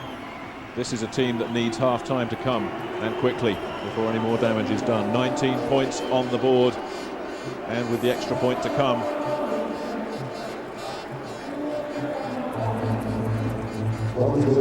And although we've said it's a passing league, and there's been some pretty big passes already, ironically the 2 touchdowns we've seen have both come on the ground. Kevin Williams with that 76-yard run, and Craig Thomas just adding a 2-yarder. And it looks like Paul Justin is looking to go for the 2-point conversion here, just to really rub salt in the wound.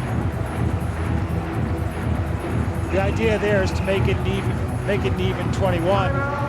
Make London go for a 2-point conversion if they were to get back into a position to tie.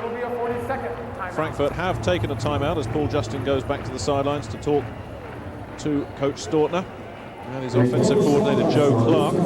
And one thing we should point out is that the 2-point conversion in the World League comes from the 2-yard line, not the 3-yard line like in the NFL. So it's, in theory at least, 1/3 easier to make.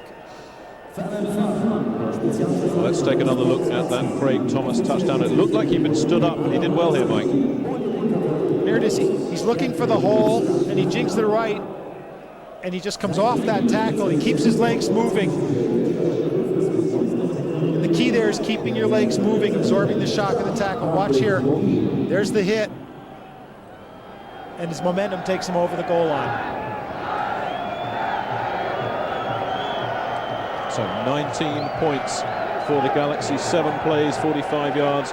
Thomas with that short run, but the big play there was Paul Justin to Bobby Olive. And now they've been looking wide. H-back time again. Watch Sean Collins.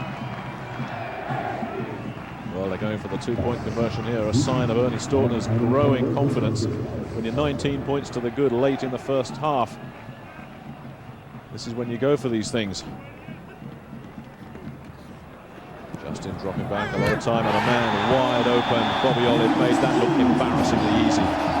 Everybody was watching Sean Collins, including the London Monarchs.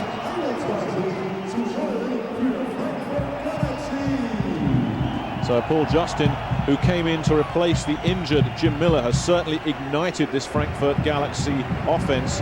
He has looked very sharp indeed, and that really rubbing London's face in it, that 2-point conversion. That was easy. Now you see on the right of the picture where he's looking, Collins comes over the middle and breaks inside. You see there, right in the middle of your picture, the safety's watching Collins, and he's paying no attention to Olive at all. And I think we had down in the pits, let's take a look at 77, Olaf Hampel. Good movement to the right, keeps the man in front of him, rides him off away from the quarterback. Good job. So 2 more points. There's Jim Miller, hoping that he'll get back on. And this one already starting to slip away from the London Monarchs. Down 21-0 now, 2:43 first half. Bobby Hammond's young team, we felt that they were, in fact, Bobby Hammond actually said to us that they will experience some growing pains. That's a bad kick from Alcorn. Takes a good bounce and is picked up by Kenny McIntyre, who can't really get anywhere with it. But the ball gets to around the 30-yard line. Johnny Dixon came up and made the tackle, but that a very poor kick. It looked like he slipped as he made contact with the ball, and it may be that the grass is starting to get a little wet. We're talking about the moisture coming in here. It may become a little bit slippery. 2.5 minutes left, first half, and London really need to get something moving, get it on the board. Apart from that one drive that ended with an interception, they've really shown very little offensively. And now what I'd really like to see here is for Johnson to start working some passes into the middle, going from intermediate yardage, not just short. Johnson with some time and goes down the middle and finds his man, and wide open is Ronnie West. Johnny Dixon came up to make the tackle from free safety. Catches by Wallace again coming. That's an H-back kind of pattern that Wallace ran. He's in the slot. No huddle. They're getting on with it, the Monarchs. And pitched out to Tony Brooks, who breaks a tackle, gets past his man. A missed tackle there from Chris Hall. And Brooks did everything you want there because he got the yardage and he went out of bounds to stop the clock, which means they'll get another free timeout before the 2-minute warning. 2:06 left. You got the feeling when London was driving earlier on in the game that once they got their momentum going, they could move on this Frankfurt defense, and maybe it takes the pressure of being down and having the clock running to get it going. So the ball already close to midfield. It's spotted on London's 48-yard line. And a timeout on the field. We're going to take a short break, and we'll be right back after this. Don't go away. Pass, and then as the play unfolds, you follow it. If it's a running play, you go to the point of attack, knowing what we have to get done in order to make the play successful. If it's a pass play, as the quarterback goes back, then I immediately transfer my attention to the coverage down the field, because the coverage then dictates what the quarterback does with the football. NFL Sunday Ticket. Up to 13 NFL games each Sunday. To sign up, call DirecTV at 1-800-781-4DTV. Let there be football. The king of gamblers. What was it, stud? No, I think I prefer draw. Just kidding. The queen of hearts. You were good. I was? No, you weren't just good. You were very good. The jack of all trades. $1 million to the winner. They're all trying to give each other the royal flush. Maverick, a Richard Donner film. Playing on DirecTV. Welcome back to the Waldstadion in Frankfurt, the heart of the Black Forest. The Galaxy shutting out the London Monarchs so far. 2 minutes left, first half, 21-0. But the Monarchs looking to mount a no-huddle drive. It's important they get something out of this first half. Yeah, and the key here for the Monarchs is they've got to play Larry Wallace, even though he's only at, say, 75 or 80%, because they need the polished pass receiver to be a threat in this case. Ronnie West has the good hands, but he's not getting open, and they're basically not paying enough attention to him. And we haven't seen much of Alan Allen, who's their primary receiver. Johnson looking, his man. He did have somebody lined up there, but I'm afraid Mike Titley fell down before the ball came to him. And they like to try Mike Titley deep, but that time it was like a step too far. Those are not the numbers that the Minnesota Viking would like to have posted in the first half. 2 interceptions there, both going to Jack Kellogg, who is establishing himself as an early candidate for MVP. Third down and around 8 for the Monarchs. Johnson once again with some time, goes over the middle, looks once again for his favorite receiver, Larry Wallace, and that may be close to first down yardage. And like in the first quarter, Wallace did just a simple turnaround pattern when he went across that first down marker, but he got across the marker, made his turnaround, and made a good catch, kept it in his hands when he got hit. And it is a first down, the ball on the 45-yard line, but the clock's still rolling, and the Monarchs will not be able to stop it. They have no timeouts left. Johnson evading the pressure, looking, going for it all, and a similar situation that we had at the other end is ruled no flag. Chris Hall and Alan Allen getting tangled up, but no flag. Smart play by Chris Hall, really, because he's watching the pass and he knows the receivers behind him, so he's not going to run to get out of the way. He's got position here. And he had very good coverage, as you say, Mike, and Alan Allen, who really hasn't had too many chances to be a factor. Just one catch fairly early, and that was it. He's playing free. He's just hanging back there waiting for Allen to come to him. That's a tough one to complete.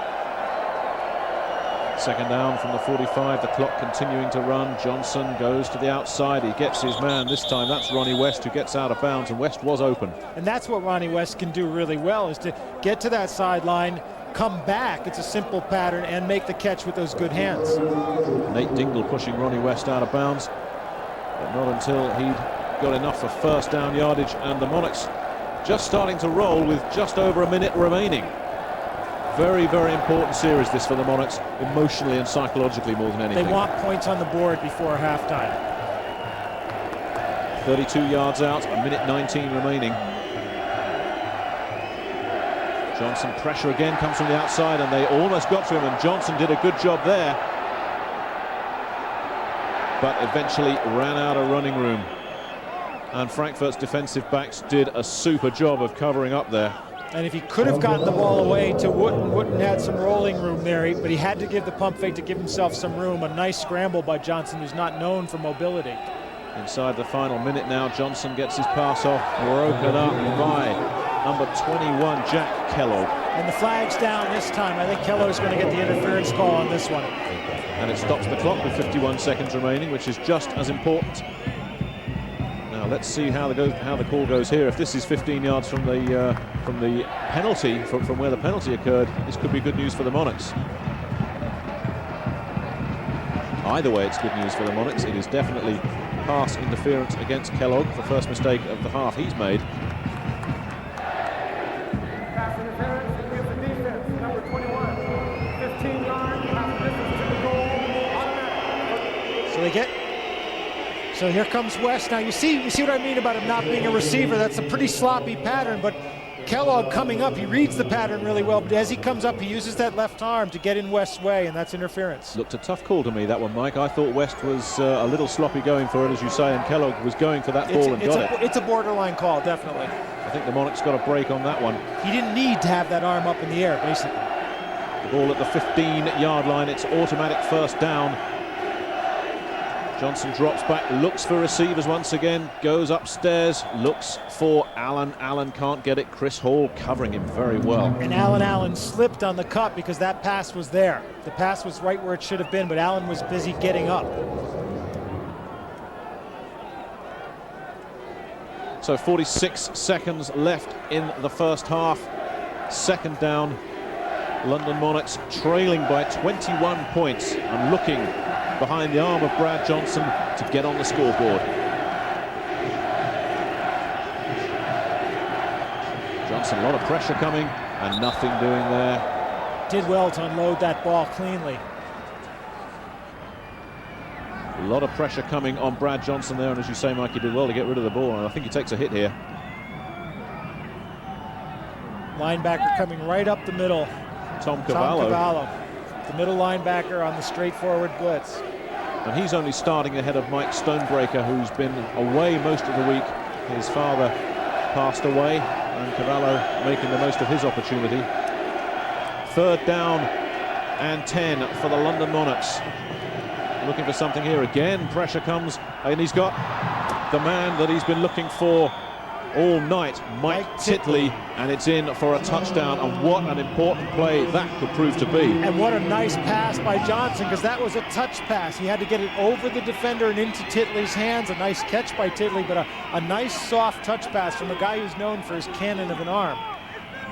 Well, we talked about Mike Titley as the best tight end in the league, and he certainly showed what he could do there. What an important play. Don Silvestri will attempt the extra point. The crowd trying to put Silvestri off. High snap, and the snap is botched, and Silvestri goes down, and the ball is loose. Look out for the two-point attempt here, but it's smothered, or is it? Yes, very high snap from the long snapper, who is Mike Titley. And tell me those guys don't know that there's 2 points sitting on the other end of that play. So frustration for Don Silvestri, but bad news for London coming after this important touchdown. Down on the right hand side of your screen, Mike Titley's come all the way across. From tight end. You see how Johnson's touch just gets the ball over the defender's hand. There's Titley all the way over from the right side to the left, and that's his speed. He beats the safety with speed. And now Johnson loves this. He knows he's made a good pass, and he knows he's got the Monarchs back in the game. And one of the problems with having your tight end being your snapper is he's got to get all that adrenaline back down and be calm to make that snap. You know something, Mike? I remember the London Monarchs last time out having trouble with high snaps, and that was a centre. The long snapper was a tight end. That was Ted Popson, who went on to play for the 49ers. So Mike Titley does a good job there, finishes a 70-yard 10-play drive with a 14-yard reception, but it was his high snap that cost him 2. And that's the biggest 2 minutes of the game for the Monarchs right there. They've gotten back in, they've proven they can move the ball, and they're back in it.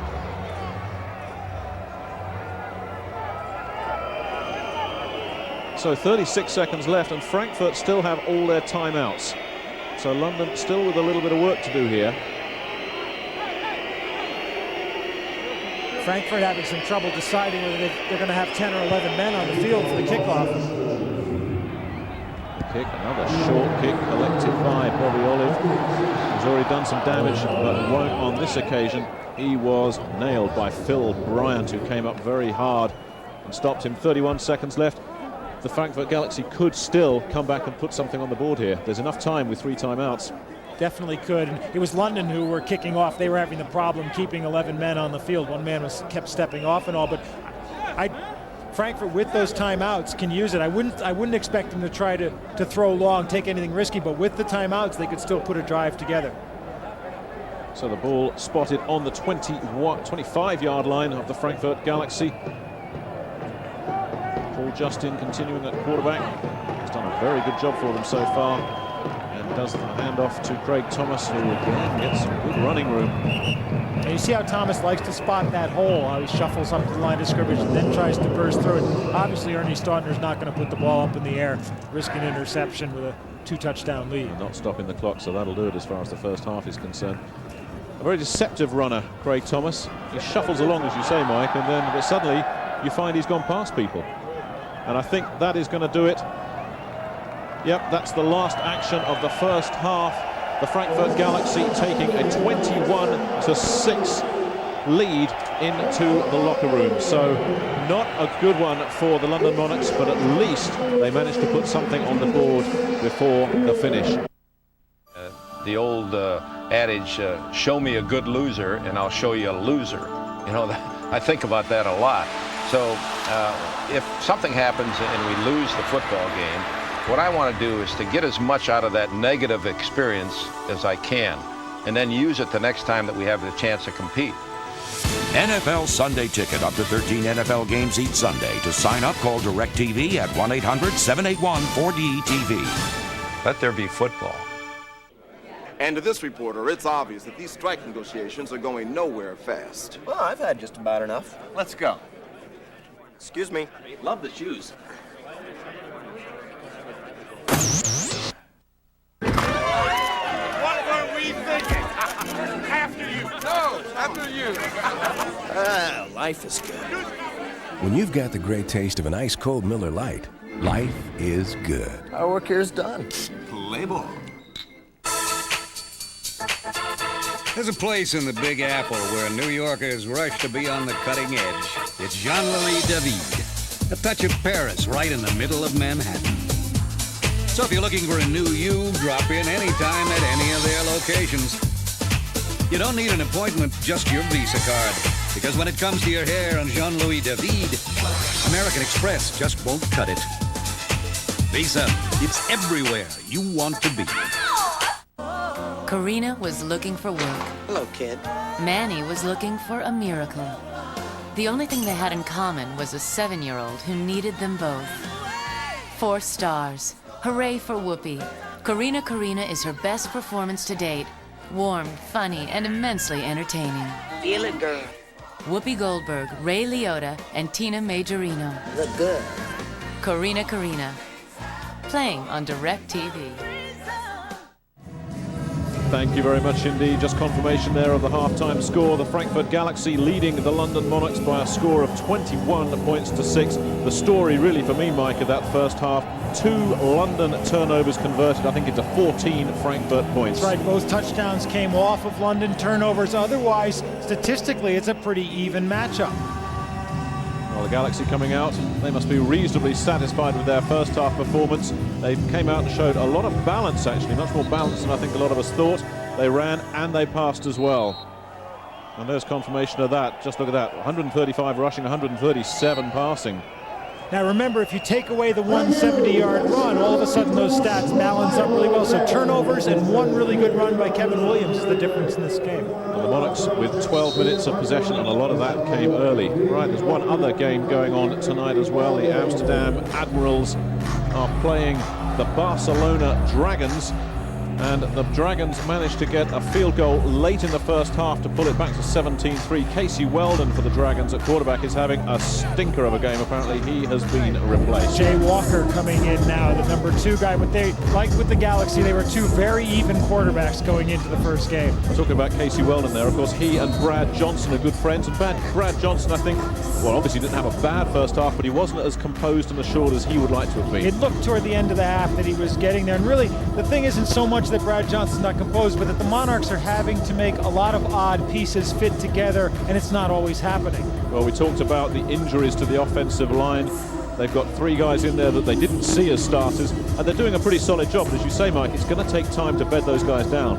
The line's doing its job protecting Johnson pretty well. The real problem is on the receivers, and they found out they've got to keep Wallace in the game. Well, we're just about ready to start the second half as the Frankfurt Galaxy return men. Bobby Olive stretching out there. Mario Bailey with him. Don Silvestri will get us underway. The London Monarchs can't afford too many mistakes in this second half if they're to get this one back. Silvestri gets it underway. Another poor kick. The kicking in this game has not been good. It bounces around the 30-yard line. And it's picked up by Kim Vickers, an offensive lineman. And remember that that's a free ball. Remember, that's a free ball on a kickoff. So that wasn't such a bad play. Now here's Kevin Williams. This is the big offensive play of the half. Williams just breaking out through that hole, breaking the tackle there as he gets Porter with the stiff arm. So two really good breakings of a tackle. Quick acceleration through the hole like a knife through butter. Well, that set the Galaxy on their way, but of course London managed to hit back. Now it's their defense that's got a hold. Justin finds Craig Thomas, who plows his way up the middle for around 6 more yards. Well, London scored inside the final few seconds. Mike Titley on the end of this Brad Johnson pass. And we said it before, we'll say it again. It's a good run by Titley to get open and a great pass by Johnson to get it over the safety's outstretched hand. Titley makes the grab and in. He's got good hands for a big man. Second down and 4. Craig Thomas picking up 6 on that run up the middle. Very impressive little run. Deceptive running back, Craig Thomas. Justin has got a man, Mario Bailey. Carlton Lance brings him down, but Mario Bailey looking very sharp. And Carlton Lance had Bailey man on that one and was giving him a lot of room, and Bailey just took advantage of that.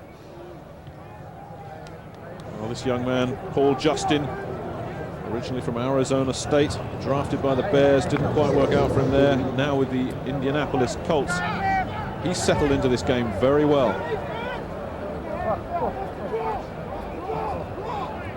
First down in London territory. Craig Thomas again gets the call and picks up 4 or 5 yards through the middle, where Bobby Hammond talked about Roland Putzir as Billy Lofton as big run stuffers, but Thomas so far rolling off 6 yards and now 5 yards. And I think you could hear Dave Hoffman yelling, draw, draw. He saw something there that let him know that the play was coming up the middle.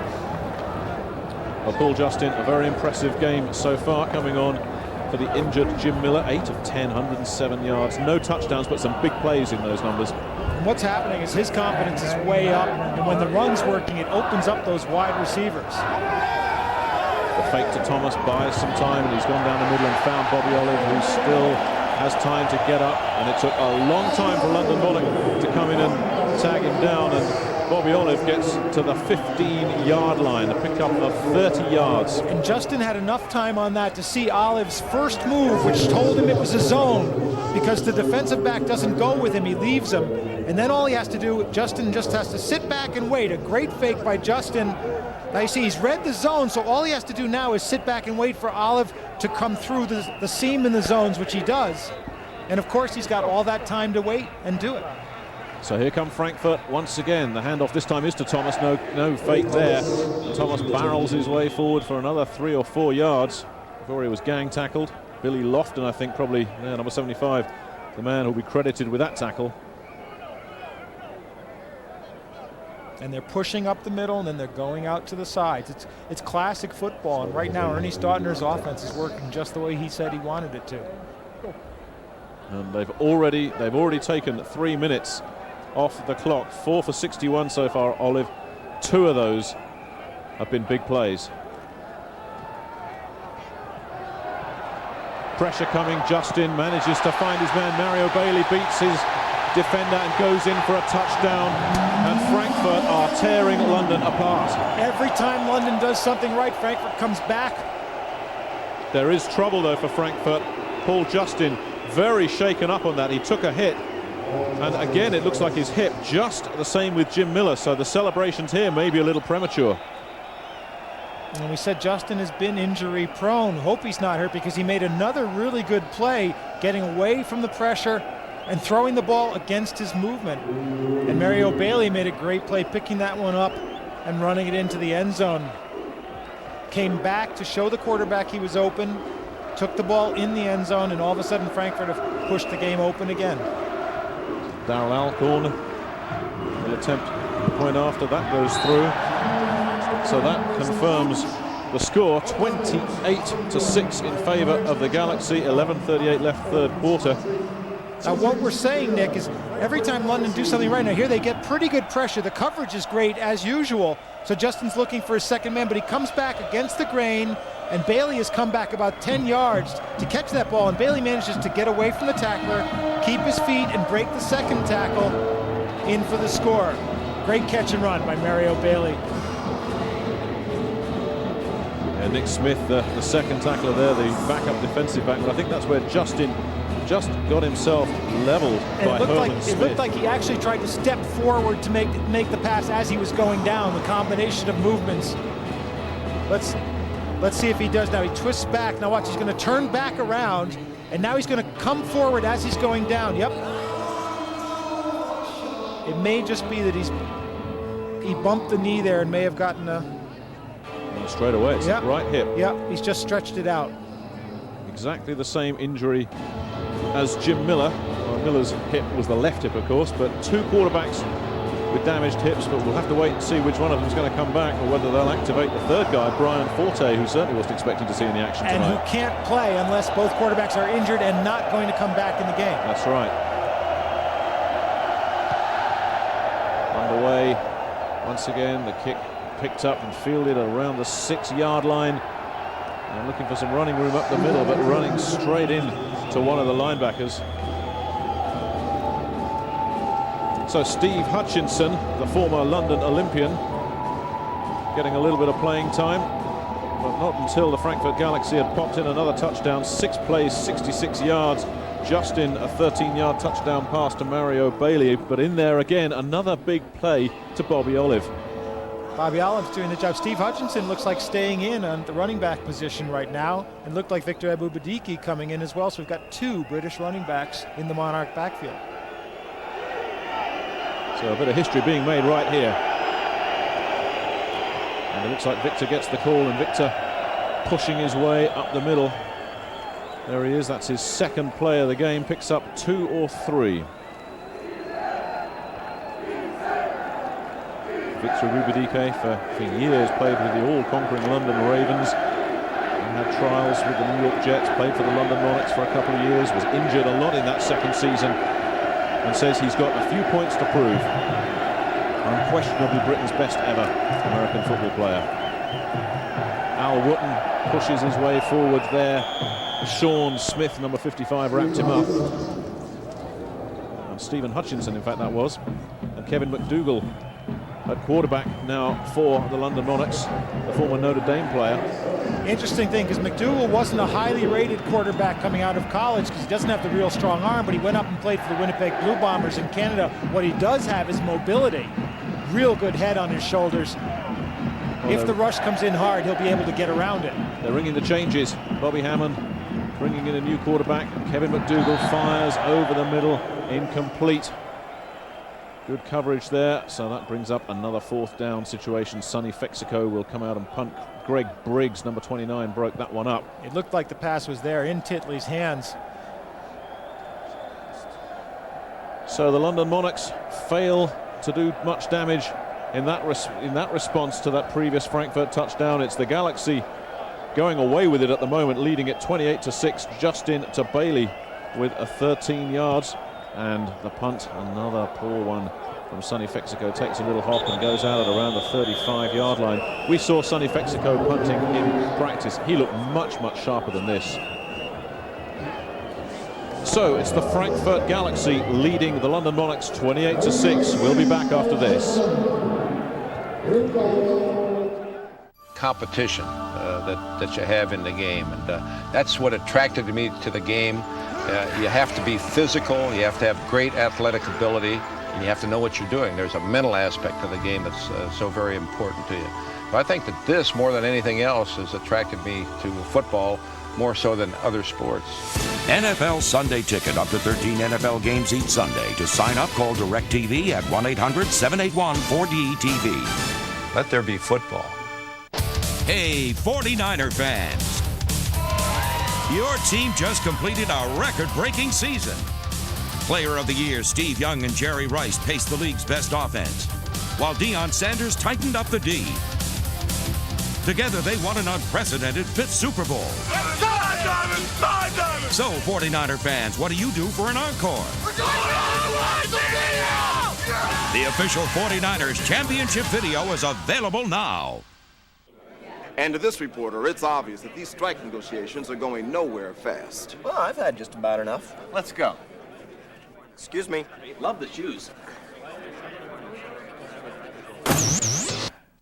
What were we thinking? After you. Life is good. When you've got the great taste of an ice-cold Miller Lite, life is good. Our work here is done. Play ball. Some people were born to live the Western life. All right, then, let's kill some people. These people I couldn't. I'm anti-handgun. were born to leave it. I say you're a bunch of sissies. Why don't you leave the West to the real men? Oh, Butch, get over yourself. So they blazed a new trail back east. Wagons! East! John Candy, Richard Lewis, Are we there yet? I will turn this wagon around right now. Wagons East. Playing this month on DirecTV. Welcome back to Frankfurt. These were some of the scenes earlier today. It's always quite an experience at a World League game, and this one no exception. It was party time before the game. This was a few hours ago. A lot of fun going on. I could hardly drag Mike Carlson away from all this. He was too keen to try those extra points. Hey, still can do it. From 30 yards on in, no problem. I tell you, Mike, you still dream of hitting the big time there, don't you, sometimes? But, I think your day has come and gone. If Sonny Fexico can wear his wristwatch while he punts, I can place kick. So it's 1st and 10, Frankfurt. Paul Justin looking to air it up and looking to do more damage. And it's another big completion.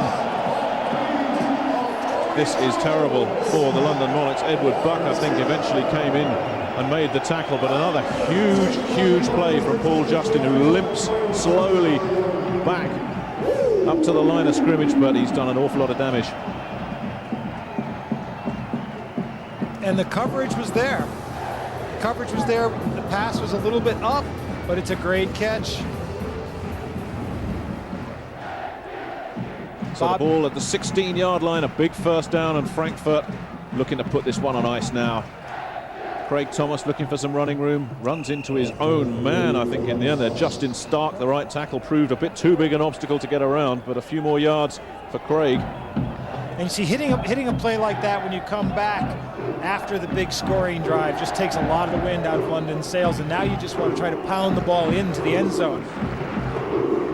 Paul Justin looking very sharp indeed, very accurate. 12 of 14. There was one bad throw in those two, and that's all. He's looked very solid indeed, making a stab at the starter's job permanently, and completes another one. Having said that, his receivers are making him look good. Carlton Lance was all over Mike Bellamy, but Bellamy, who was drafted by the Eagles in 1992, hung on. That's the kind of catch they're looking for Bellamy to make. He's a possession receiver. And possession receivers have to be able to cut across that middle and make the catch in traffic. When we looked at this Frankfurt Galaxy lineup, we looked at those 5 receivers they've got and thought, this is possibly the best quintet in the World League, and they're certainly shaping up that way at the moment as Justin drops, fires, and that time I think was looking for Sean Collins, or it may have been Tony Jones, and Jones had gone too far. He'd run a different route. A Jones too far. The only people who on paper look to have a receiving core that was the equal of them were Barcelona. Barcelona certainly doesn't seem to be getting the ball to their receivers today. Not so far. Field goal time, once again, another short one. This will be a 27-yard field goal attempt for Darren Alcorn. Up and over, no problems at all. And that just pads the lead a little bit further with 8:41 remaining in the third quarter. The Frankfurt Galaxy leading it 31-6. And Mike, you have to say at the moment, the Galaxy are moving around pretty well as much as they like. And just seeing the players go off there, that was Ralph Kleinemann, the German, kicking that field goal rather than Darren Alcorn. Obviously, Stoutner has decided this game is won. Well, not necessarily, because he was saying he had a lot of faith in Kleiman and was almost as good a kicker as Alcorn, and really was pressure he wanted to test them under. And when you've got the lead, it's a good time to test those players. And remember, with a 32-man squad, there's hardly hardly a lot of pine players that you're going to be putting in. Well, plenty of action coming up next week in the World League as well. The Rhine Fire entertain the London Monarchs. Don't forget the ticket hotline there. Amsterdam, well, they look like they're getting off to a fast start, as do Frankfurt. What a matchup that could be next week. And on Easter Monday, the Scottish Claymores travel to the Catalan citadel of Barcelona. We'll be there, Mike. I'm looking forward to that one. I like Barcelona. Should be a nice one. So those are next week's games, week 2 in the World League. Here in week 1 with 8:41 left in the third quarter. This one is 31-6 in favour of Frankfurt. It does not look at the moment like a winning return for the London Monarchs. Kenny McIntyre, I think, getting wrapped up there. That's Phil Bryant climbing off the bottom of the pile. Been a tough night for these London Monarchs so far, and there's more to come.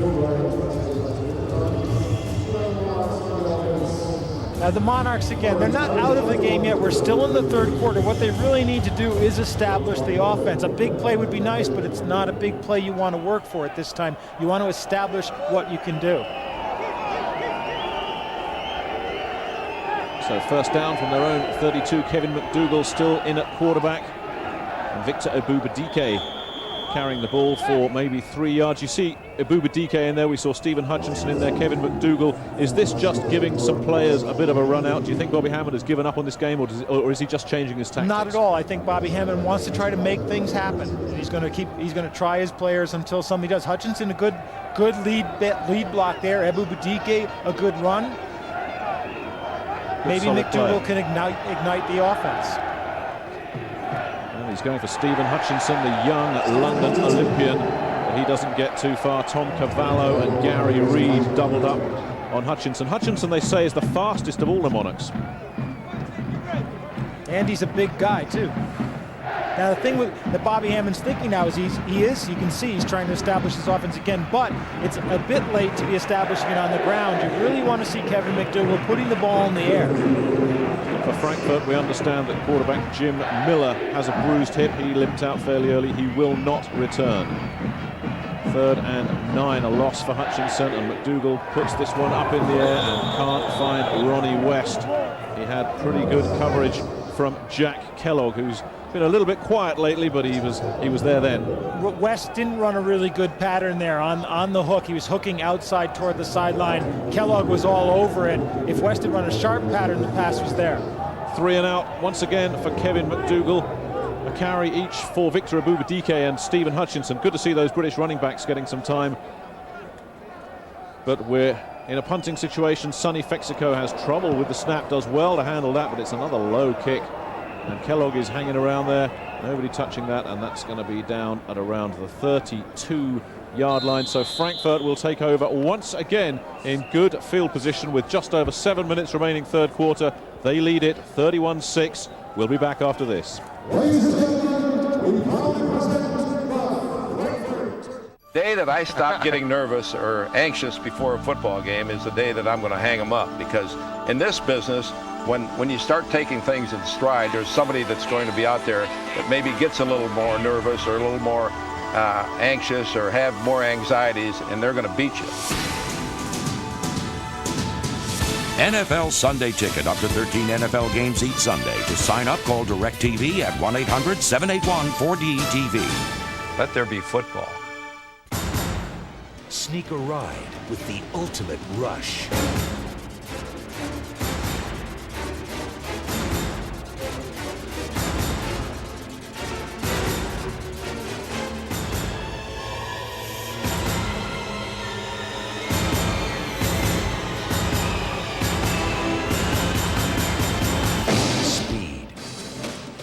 Playing on DirecTV. It's been a good night for Frankfurt. They lead London 31-6. Not so good for this fella, the starting quarterback Jim Miller. He has a bruised hip. He won't play anymore tonight. Paul Justin has come in, done a very good job.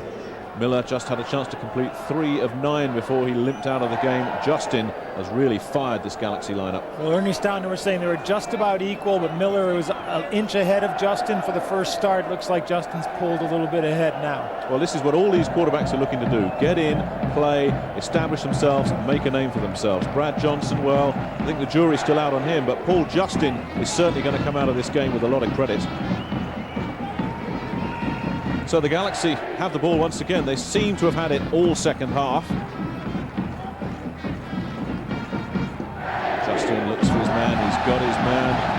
Sean Collins, he is such a handful. thought Collins, if you get him in open field, as Edward Buck just discovered, he is a truck to bring down. Now, none of the linebackers can get over to Collins in time to stop the pass going short. He's got the ball before the secondary comes up. This is what the wide receiver split out. You see, he knows he's open there. He's past the linebacker, and now he's coming up on the secondary. Nearly dropped the ball, and Buck rides him down, but he picks up another 10 yards after the catch.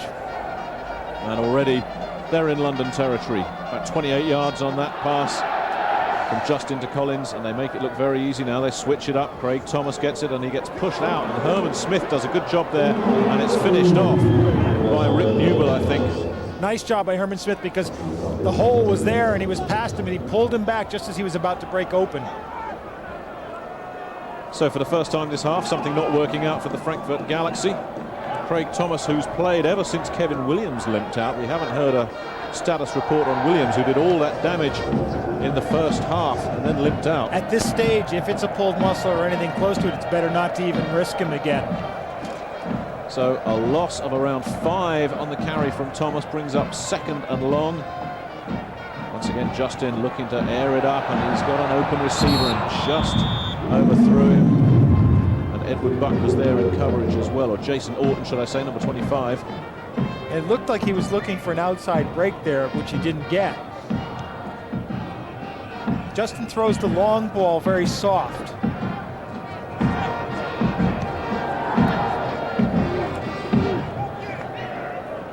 So it brings up a 3rd down and 15 for the Galaxy. The crowd here have enjoyed this one this evening. There's over 28,000 of them here. That's a pretty good start. And the vast majority of them Galaxy fans, and hopefully all of them converted to World League football. That pass, I'm not quite sure who that was intended for. I think Mario Bailey may have been the intended receiver, but a rare, badly thrown ball there from Justin. More or less, it went way to the side of Bailey, and it was almost like it looked like he gave up, because he was looking and looking and looking and looking. But again, pass rush at the base of London's problems there. They're getting good coverage in the secondary, but Justin's having all the time in the world to throw.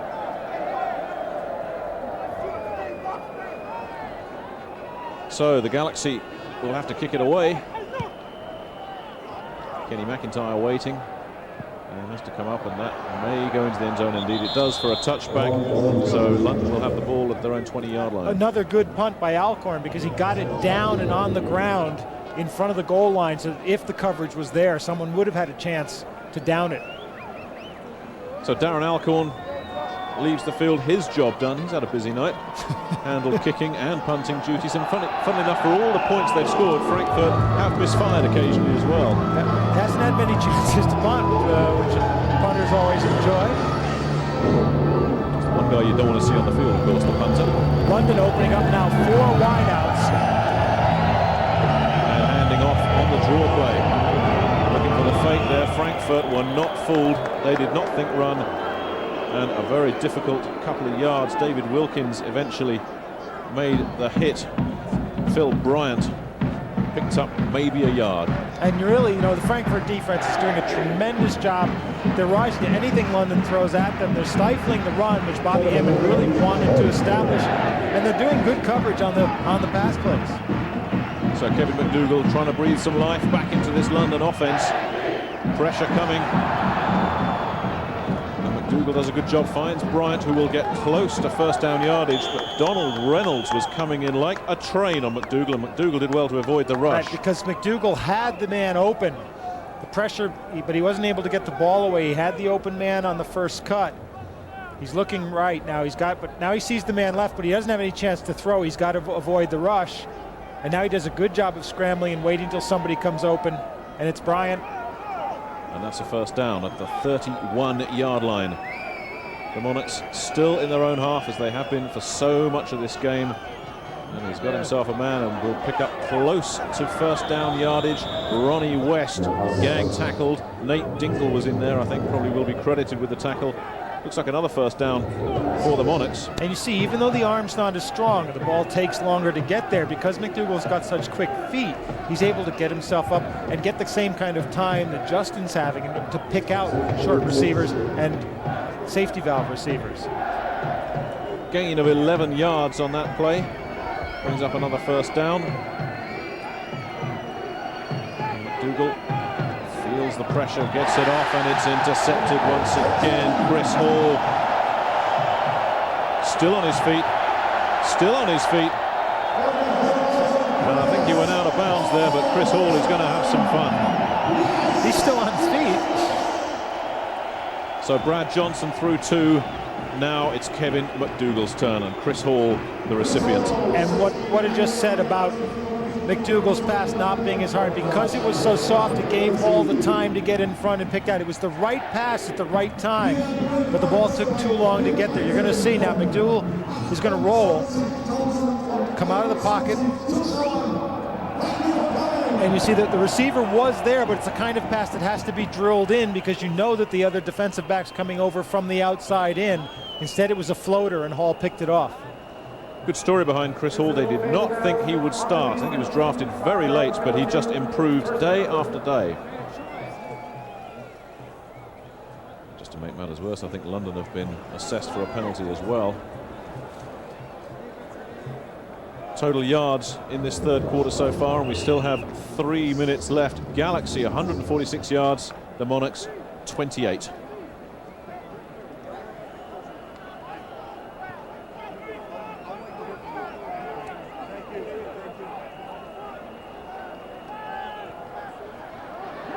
They looked to set up the screen on that little swing pass and didn't come off for them. And Craig Thomas felt the force then. Rick Newbill and Dave Hoffman came up and got him.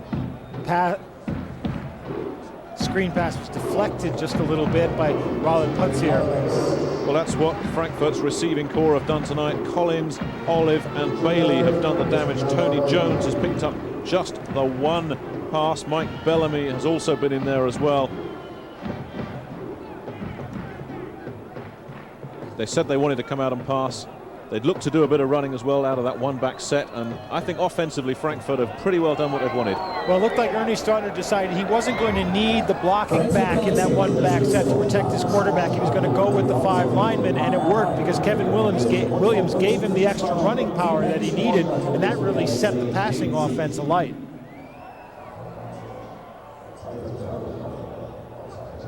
So we have some confusion on the field as we try and work out exactly what the officials are making of this, but Bobby Hammond was talking earlier about whatever the result, well, we'll get the call. There is no foul for illegal substitution. There were 11 men on the field. Second down. Well, I'm glad we got that one sorted out. Bobby Hammond, as I was saying, Bobby Hammond was saying that whatever the result, he wanted to take some positives out of this game. Tough to find positives right now. Well, I thought at halftime you did have positives. That first half wasn't as bad as it looked on paper for London, but this third quarter has been an unmitigated disaster.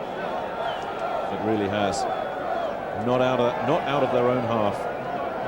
And Frankfurt are turning the screws on the London defense. There is Bobby Hammond. It's been a long night for him. The defense has done well, but they're tired, Mike. I think they've been out there a long time. That's the problem when, even if one part of your defense isn't doing, the only part of the defense that's really let them down right now has been the pass rush from the ends. The tackles have pretty much done their job. The linebackers' pass coverage hasn't been that great, but they've kept things contained. The defensive backs for London have done a tremendous job on coverage, even though they've been burned for so many yards. Here we go once again, another completion. Tony Jones getting in on the act, Justin finding another wide open receiver. Tony Jones looking for his share of the spoils tonight. And not to use injuries as a continuing excuse for London, but Brad Smith, of course, the other linebacker who would be starting on the outside, would be a much better pass coverer, kind of what they want in that position as well. Third down and around a yard to go for the Galaxy. Justin dropping back again, lots of time, no pass rush at all. He's got his man once again. Mike Bellamy goes in, touchdown, Frankfurt, and this is turning into a rout. It definitely is, and again, there was good defensive coverage even on Bellamy, but when you've got that much time to throw the ball, there's nothing that any defensive back can do. Well, they're all getting in on the act now. Mike Bellamy, the 5th of those receivers. We just saw Tony Jones make a catch, and now Bellamy's in there as well.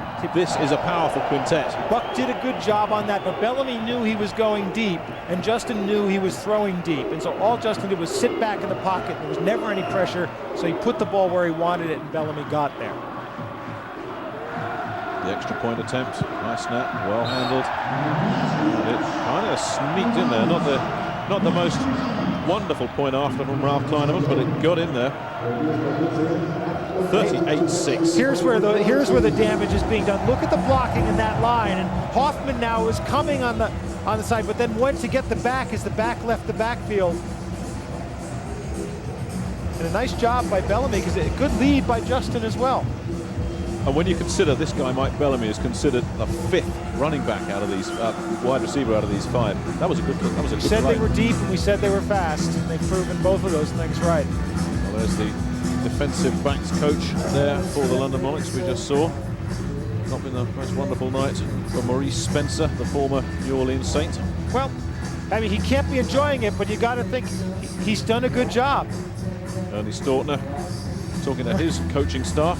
I don't quite know what they're concerned about here. It's 38-6 with 2 minutes left in the third quarter, but this is still a learning experience for a lot of these players and as a team, and you want to keep on top of that, because if your players start relaxing when you've got the big lead, then you start getting guys hurt, you start letting the other team back in the game. You want to keep everybody sharp. So 2 minutes 11 left, third quarter. And it's pretty much hopeless now for the London Monarchs. 38-6, that last drive. 3 plays, 34 yards. Paul Justin getting up, getting another pass, 26-yarder to Bellamy to add to his earlier one. And a pretty decent return coming in there, close to the 40-yard line before the gang tackle came in. But these are punishing times for the London Monarchs. Not a happy return to World League action for London's finest. And it's our national player, Steve Hutchinson, on the return, breaking the tackle, first tackle, and coming up, giving him good field position. And right now, you're still not completely out of the game. You know, it takes a lot to be out of a football game, but right now, again, you want to do the same thing. You just want to establish your offense. You want to get the players thinking they can move the ball as much for next week as for this week. Another spread formation, 4 receivers for McDougall, and McDougall's got a man over the middle and a drop ball, and that just about sums up the evening for Mike Titley this time. The man who scored the touchdown really should have held onto that one. And it's a couple of drops for Mike here, and he was open. McDougall saw him. It's a high throw, but that's what your tight ends has to grab. And Titley, of course, only 6'1", a short tight end. So that will bring up a second down and 10 for the London Monarchs from their own 38-yard line. And McDougall getting extended playing time here at quarterback. Again, the spread formation, 4 wide receivers, not much pressure. McDougall looks for a man, and again, it's bobbled around. But I think Alan Allen may just have hung on to that one before he disappeared in front of his own players. Chris Hall was right there. Hall has done a good job on Alan Allen tonight. And that Alan Allen's going to be disappointed he didn't hang on to this. Kevin McDougall's going to be disappointed his receivers have decided to come down with the drops when they're behind here. But McDougall does a good job. He gets the ball there. And Allen just lets it go through his hands, off his chest. Well, that's 2 in a row for Kevin McDougall. When it rains, it pours. Look at the frustration in Kevin McDougall's face. 3rd and 10. And this time the receiver slips, and it's another touchdown possibly for the Galaxy. Jack Kellogg, his 3rd interception of the night, his first touchdown. Just said when it rains, it pours. This is a monsoon for Kevin McDougall. The receiver fell down. The only person standing up when the ball got there was Kellogg. It's not McDougall's fault. The ball was there. Well, they love it here in Frankfurt. The Galaxy players love it, but you have to feel some sympathy for Kevin McDougall here. 3 passes, none of them caught, and nothing much wrong with any of them. No, he did what he was supposed to do. Maurice Spencer, defensive back coach, telling his guys, get ready. You're going back in. Ralph Kleineman looking to chalk up another extra point. Oh, that one straight through, no problem at all. 1:35 left, third quarter. What a nightmare of a quarter it has been for the London Monarchs. 45-6. Frankfurt now lead it. 24 zip in this period. And it's been all Frankfurt. I'm not sure that London have been beyond their own 40-yard line so far. And we said coming out of the first half that although the score was 21-6, the play had been relatively even. The Monarchs were still in the game. If they could establish themselves coming out of halftime, they'd be right back in it. And it's rare you see a team collapse like that. Everything going wrong. Not so much bad play, but a combination of bad play at the wrong time, bad breaks. I'll tell you something, Mike, there's a lot for the Monarchs to work on, obviously, but if I was Bobby Hammond, I'd be looking at the pass rush situation. That has not happened tonight. Defensive ends got to be one of the main moves. And now, remember, in fairness, LeVar Ball's only been in there for a week. Another short kick, Ralph Kleineman, the man with the kick this time. And down goes the man we just talked about, LeVar Ball. I think that's the first time we've called his number tonight as well. Yeah, definitely. And, you know, the story, he's a basketball player. The Jets drafted him, signed him as a tight end. He was making the conversion to tight end, but then they decided they really liked him as a defensive player.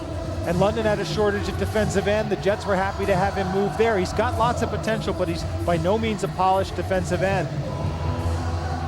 You might have been asking a lot to expect him to come in and really be a factor today. And Herman Smith, the other defensive end, he's a quiet guy by nature. He's been a little bit quiet tonight. Come up a couple of times with big plays, but not often enough, I don't think, for Coach Bobby Hammond.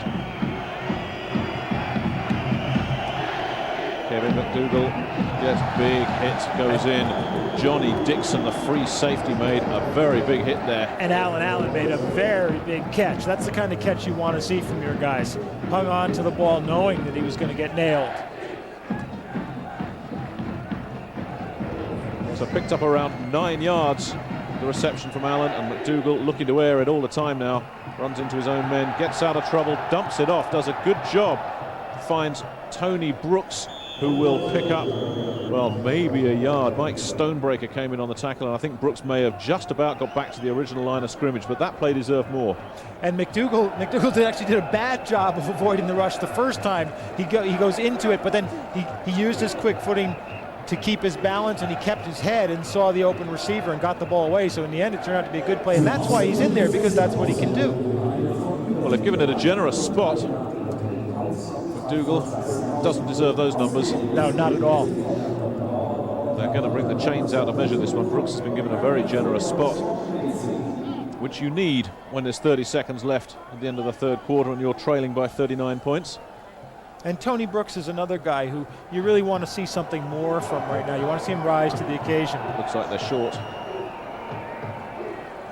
by 3 or 4 inches. Not a lot. But Brooks, as you say, Mike, is another one of those guys, an experienced guy who's played college football at the very highest level, won a national championship with Notre Dame, drafted by Philadelphia. As Bobby Hammond said, he's giving him a chance to prove himself, and it could be a last chance for Tony Brooks.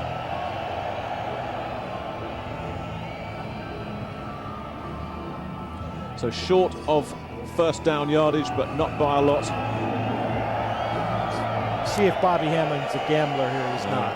McDougall pushes his way forward. They only needed a few inches. I think his second effort got it.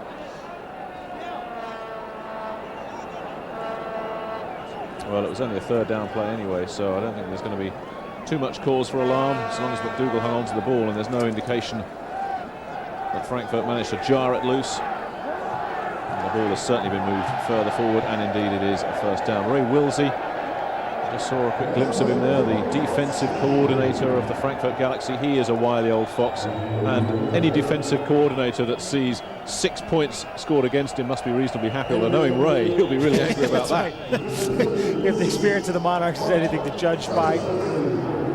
End of the third quarter, it's 45-6 in favor of Frankfurt over London. We'll be right back after this. I think everybody now acknowledges the fact that Jerry Rice does so many things. He catches the ball, he can get deep, he catches the ball short, he can break tackles, he can run away from tacklers, he can get the ball into the end zone. He makes the big play in the big game. NFL Sunday Ticket, up to 13 NFL games each Sunday. To sign up, call DirecTV at 1-800-781-4DTV. Let there be football. A man lies dead by his own hand, yet this boy remains silent. From the international bestseller. You not both know he doesn't know anything. We need to talk to this child. From the moment he witnessed a murder. You talk to the feds tomorrow, I'll kill you. I wasn't in that car. He knew the truth could kill them all. Susan Sarandon, Academy Award winner Tommy Lee Jones. Have we played enough games here? The Client. Playing this month on DirecTV. A wonderful return to World League football for the people of Frankfurt and their beloved team, the Galaxy. They are sticking it to the London Monarchs tonight, 45-6 with a full quarter to play. The London Monarchs with the ball on their own 42-yard line. Kevin McDougall airing one out, goes too high. He's looking once again for Ronnie West. And good coverage there by Frankfurt. Number 29, Greg Briggs, the strong safety over on West. Meanwhile, Amsterdam are holding Barcelona, but it's 17-10 now. Casey Weldon has come back on in relief for Barcelona. He's thrown a 15-yard pass to Tyree Davis. So that one's still open, which is more than can be said for this one, I think, Mike. Tough to see any way at all London can come back. Interesting thing is there's 25,000 people still in the stands yelling.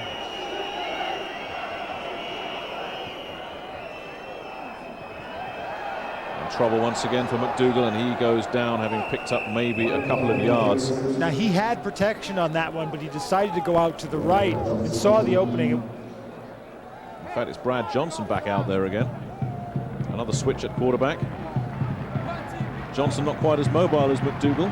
But he made the move out there. I think he felt that he was just going to use what would be called a rolling pocket, moving out to the right. He had good protection. He actually got himself in trouble by going there. So they gave McDougall the third quarter. Now they're trying Brad back in the fourth. Johnson gets hold of his man, and that'll bring up another first down. I think that's Mike Titley, was it, that came up with the ball on Dondre Owens and Greg Briggs in on the tackles.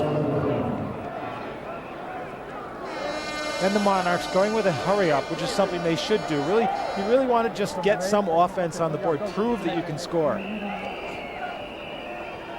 Once again, very picked up. No, very, very lucky there. Al Wooten in the right place at the right time, and that ball really could have gone anywhere.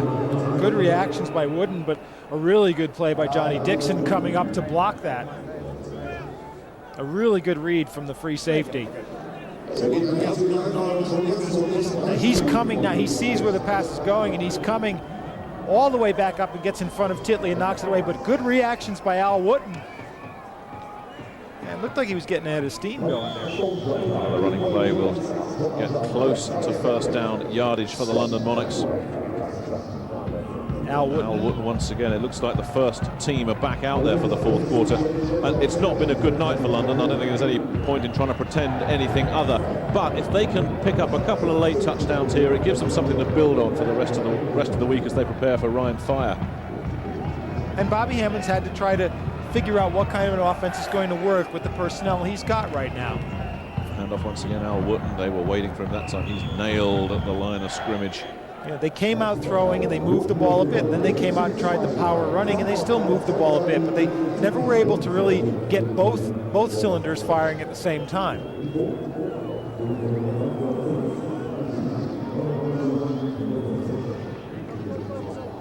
So a first down after that little short yardage gain. They didn't need a lot. They got it. Johnson's numbers not particularly inspiring. A couple of interceptions there to Jack Kellogg.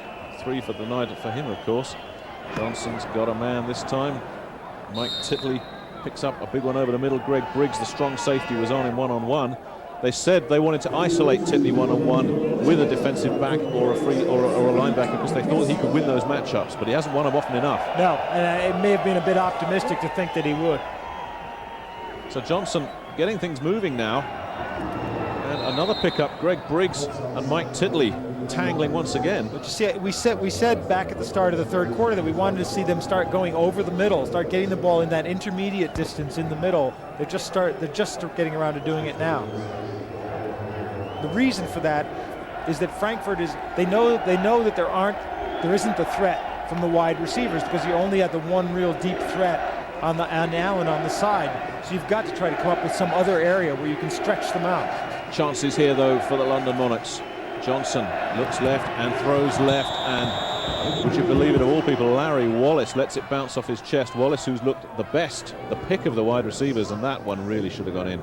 Yeah, another one of the London Monarchs, sort of bad luck tonight. Receivers getting a bit tired out there, too.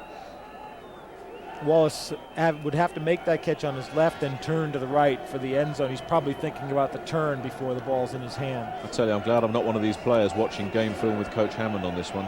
Not many of them are going to come out of it too well. Second down. Johnson rolling right, looks, finds a man, touchdown London. And it's West who made the catch, and the rolling pocket worked for Johnson that time, and West drifted into space over the middle where Johnson drilled the ball in, and West has good hands. He held on to the fast pass, but basically there was time there. The London line is doing a better job of getting them time. Watch there in the pits. There's no penetration by Frankfurt at all. Johnson rolls out anyway. Wooten was in the block there to get the block on the linebacker. West just drifts across the goal line, drifts to his left as Johnson's rolling to his right. So the Monarchs back in action. 45-12, and can they convert the extra point? They're going for two. Johnson looking for a receiver. And looks like he's picked up Allen. And you see that time play there from the Monarchs. Tried the roll to the left that time and threw behind it. The Monarchs were anticipating the roll and they fled it, but that meant that it had to be single. So it's 45-14 in favor of London, 11-12 left. We'll take a short timeout. When you get into this profession, this coaching profession, you dream of someday being able to lead your team out to play a Super Bowl. Now all of a sudden it's there. You have that opportunity. It's really, it's a feeling that you can't describe. It's just such a feeling of contentment. NFL Sunday Ticket, up to 13 NFL games each Sunday. To sign up, call DirecTV at 1-800-781-4DTV. Let there be football. Mickey, do you take Mallory to be your lawful wedded wife? When two people feel this strongly about each other, I love you, Mickey. You'd be crazy to stand in their way. Immobilize me and I'm on my way. Woody Harrelson, Juliette Lewis, Robert Downey Jr., and Tommy Lee Jones. The whole world's coming to an end, Mal. Natural Born Killers, an Oliver Stone film. On DirecTV. Brad Johnson fires a touchdown pass to Ronnie West, but this has been Ernie Stautner's night so far. The old Fox, the 45-year coaching veteran, looks like he's going to make a winning start to his World League career. Bobby Hammond making his first ever head coaching start. Looks like he's getting off to a losing one, but he said this will be a growing experience. We see the numbers there for the Johnson pass to Ronnie West. And we're looking at an onside kick here. The London Monarchs really have to try and find something to turn things around. Don Silvestri will look to get the ball to go at least 10 yards and then bobble up in the air, and hopefully one of the Monarchs can come up with it. Doesn't often happen. You can't really plan for it. The kick is perfect, but it went straight into the hands of one of the Frankfurt Galaxy players. I think it was Mario Bailey, the wide receiver. It would be a wide receiver, wouldn't it? And doesn't that just sum up London's night? They execute that one right, but once again, Frankfurt come up with it. Just before we came back, Ernie Stautner was prowling on the sidelines yelling because he knew the onside kick was coming up and he wanted to get guys with good hands into those receiving positions. There is Ernie. 9 times he went to the Pro Bowl during his career with the Pittsburgh Steelers. He was one tough lineman, and you watch him walk now, he walks to the lineman's knees. He's still pretty tough. He's 70 in a few days' time, but I don't think there's too many players taking any liberties with him. We're back in the country of his birth. Craig Thomas gets the carry and will pick up 2 or 3 tough yards inside. Edward Buck and Richard Newbill were in on the tackles.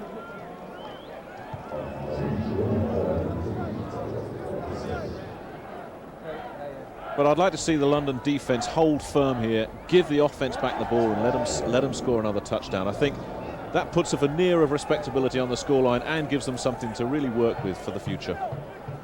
That's asking a lot, the way this Galaxy offense has just been tearing them apart this half. And Jim Miller's back in the game, but you can see he's visibly limping as he hands the ball off. It may be that Justin's injury has gotten a little bit worse too, and they just want to rest him. And somebody's got to suck it up and take the pressure off. Well, that is Jim Miller, Pittsburgh Steeler. They said he would not be back, so something has clearly happened.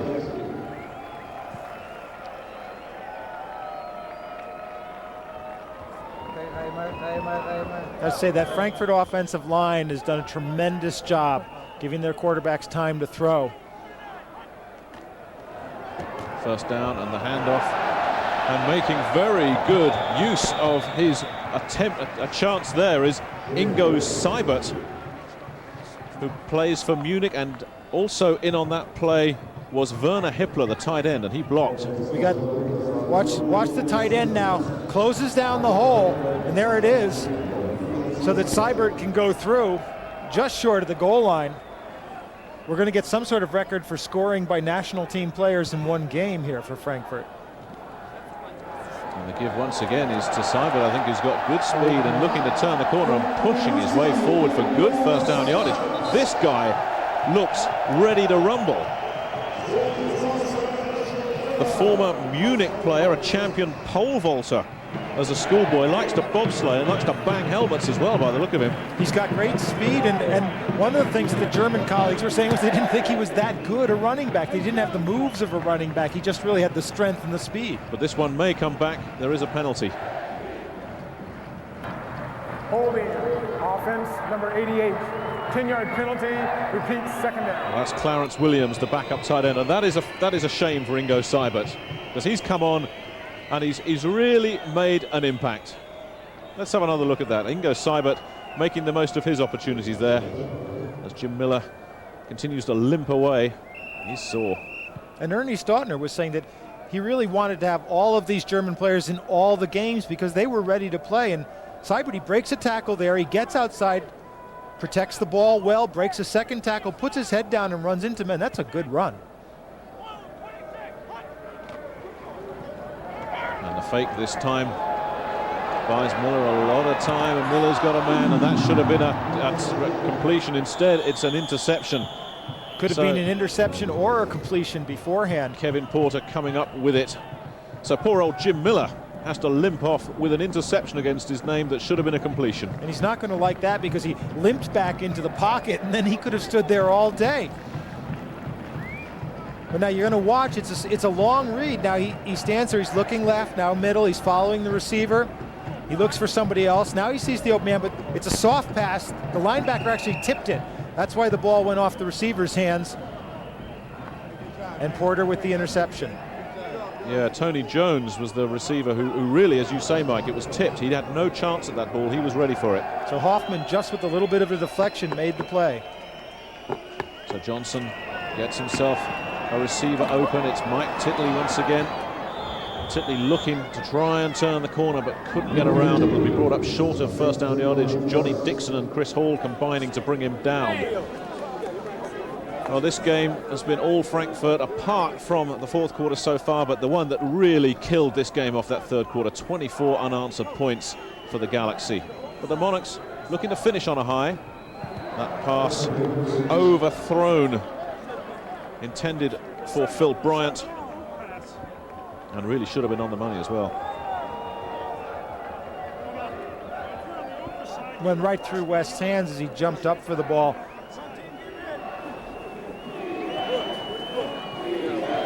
All smiles on one sideline. I don't think there's going to be that many smiling faces on the London Monarchs sideline. Third down and around 3 to go for the London Monarchs. Trying motion this time, and a handoff to Al Wooten, who's got some work to do and is brought down short of first down yardage. And to be honest, I don't really see why you're not in the air in that situation. Mike Kerr stepped up, made the tackle. And it looks like London are going to go for it on fourth down. They have nothing to lose at this stage.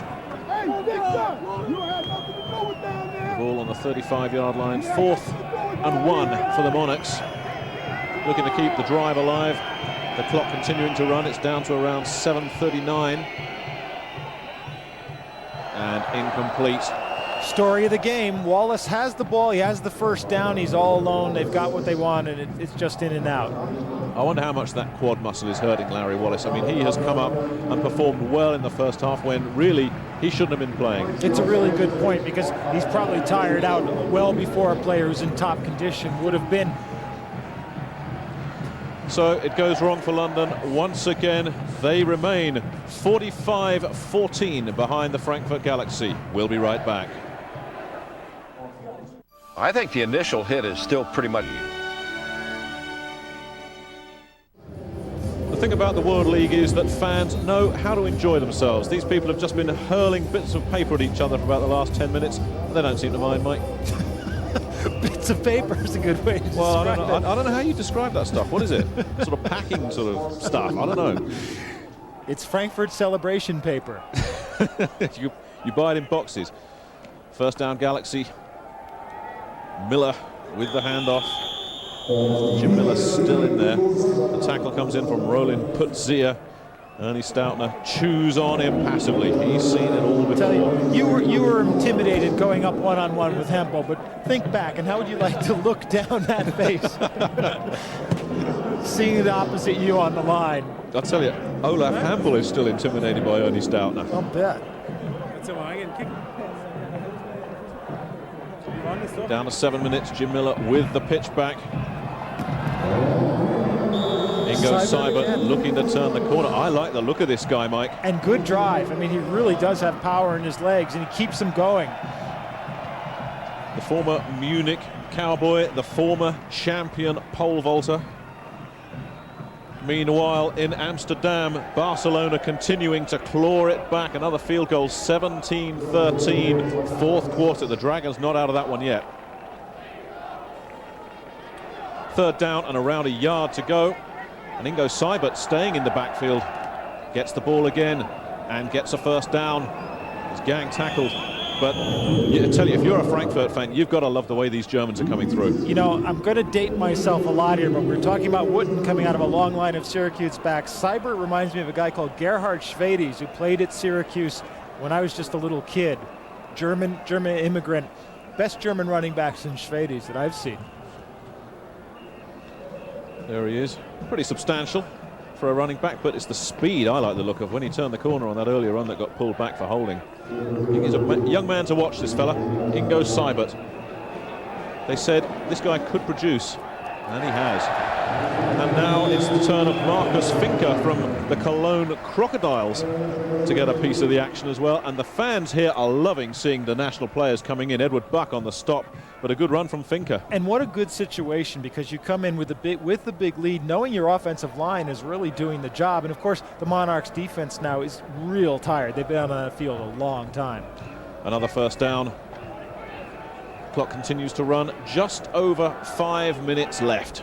45-14 in favor of the Galaxy. Marcus Finker gets the carry once again, fumbles the ball, which is not what you want to do. Marcus gets up as if to say, what, me? I never did it, and it is recovered. Herman Smith made a pretty good play on that, and Finker, I think, has got to go back and just be told, calm down a little bit, hang on to that ball. I think you're absolutely right. It's the tension more than anything else that caused that, because when the defender burst through, London was coming with a bit of a blitz, and when the defender burst through, Finker sort of stopped and said, well, what do I do now? I think Marcus thought he was Superman out there for a minute. His team's 45-14 ahead. He's just seen his German teammate do some stuff, and he thought he was going to go in there and be Walter Payton or something. But good to see the Germans. Good to see the Germans. Mark Dixon has been filling in during the game at a couple of the different line positions. No loss of quality in the Frankfurt offensive line when he did. Brad Johnson dropping, looking for one last roll of the dice, gets his man down the middle. It's Mike closed down. Titley picks up around 18 yards. Nate Dingle, who's played well at linebacker. Ingo Seibert, well, he's got a lot of good things to remember from this game. Johnson, they're giving him a lot of time. He finds the man he's looking for in that situation, which was Ronnie West. And that'll be close to first down yardage, depending on where they spot the ball. Just over 4 minutes remaining in this game. one or two fans now starting to leave, but they've had good entertainment, a good start to the rebirth of the World League for these fans as Al Wooten plows his way up the middle before Mike Stonebreaker picks him up. Nicely executed draw, but it didn't fool Stonebreaker at all. And now you notice the times that London moves the ball are the times that they can stretch the Frankfurt defense out. When Wallace was in and they had two wide receiver threats, the defense stretched and they moved the ball. Then Wallace started to feel his injury and lose his team. When Titley is being sent deep and making some room there, they stretch the defense out and they move the ball. First down, almost encroachment, but the Galaxy players managed to get back, and that's Jerry Anderson coming up with a big play. Jack Kellogg made the tackle. Good to see Jerry Anderson, the former London Olympian, coming into the action there. And that tight end, if you get that tight end out there and open, they're going to have to respect that. They have to pull in. The linebacker has to drop, or the free safety has to come over. It opens things up for your other guys. Johnson's numbers, but the damage was done early with those two interceptions. First down from around the 20. Johnson once again finds Wooten over the middle where the tough yardage is made. And that was a nice grab by Wooten, knowing that he was in traffic, and a good turn to get the extra yards. Dingle and Cavallo came in on him. A lot of things that I've liked about this game, Mike, and one of the main things is to see British and German players coming in and playing at a very, very high standard. Jerry Anderson, we just saw making the catch. It's one of the differences in the World League this time around is that those players are really primed to contribute more. You talk about differences, obviously quarterback's very high standard as well, although that was not one of the Brad Johnson's better passes, but here is a proven NFL standard quarterback. And to follow up on that World League, one of the reasons that the quality is better is that American football in Europe has advanced by a couple of big steps since the first World League went down, and another is that some of these individual players are so good that they've gone and they've played at a higher level in the States, either pro or in college, so they're getting the kind of experience they need over there, then coming back here to play. Third and a couple. Bobby Hammond will be hoping they can convert this one, and at least finish the game on a high. They've got a completion once again. It looks like it may have been Phil Bryant. In fact, it's Ronnie West that they've gone to. Good hands by West, because he had to go low to pick that ball up, and he was over the first down mark, and I think he had to come back to make the catch, so it'll be just short of a first down. That will probably be the last play before the 2-minute warning. The clock continuing to tick down. But London on the move. It's short of first down yardage. They've spotted it a few inches away. We will come back. In fact, it's a first down. We will come back for that first down after this short break, with the Galaxy leading the Monarchs 45-14. Catches a football, and then he has to get both feet down in bounds. It's an art peculiar to the National Football League. And who was the best at it? Raymond Barry? Oh, there's no question. You know, Raymond was such a gifted receiver that he spent endless hours practicing this routine of getting he called it the toe dance. NFL Sunday Ticket, up to 13 NFL games each Sunday. To sign up, call DirecTV at 1-800-781-4DTV. Let there be football. Once there was a princess. May I present Her Royal Highness? Who had the kind of life you dream of. I think she comes from a tribe of woman warriors. With the kind of excitement you long for. But is she living a fairy tale? She's an imposter. Or making it up? Oh! As she goes along. Long live Princess Caribou. Princess Caribou. Playing this month on DirecTV. Welcome back to Frankfurt. The Galaxy leading the London Monarchs 45-14 with 2 minutes remaining. Week one, pretty well done, I think, as far as the London Monarchs are concerned. But they do have an opportunity to punch it in one more time. And it's a completion once again, and touchdown. Mike Titley once again, his second touchdown of the game. So with 1:53 left. When they start going to Titley, good things happen. A nice play by him. You saw him trying to keep his balance, make the turn, and head into the end zone. He just drifts out from his tight end position at the end of the line there. You see there, at the bottom of your screen, he moves out to the sideline, makes the catch. He's got nice soft hands, turns for the run. That's a little back move. Nice Stop, move. let the guy go by, Nice and then move. dive for the line. Now, he snapped high last time, but I think they're going to go for the two-pointer anyway.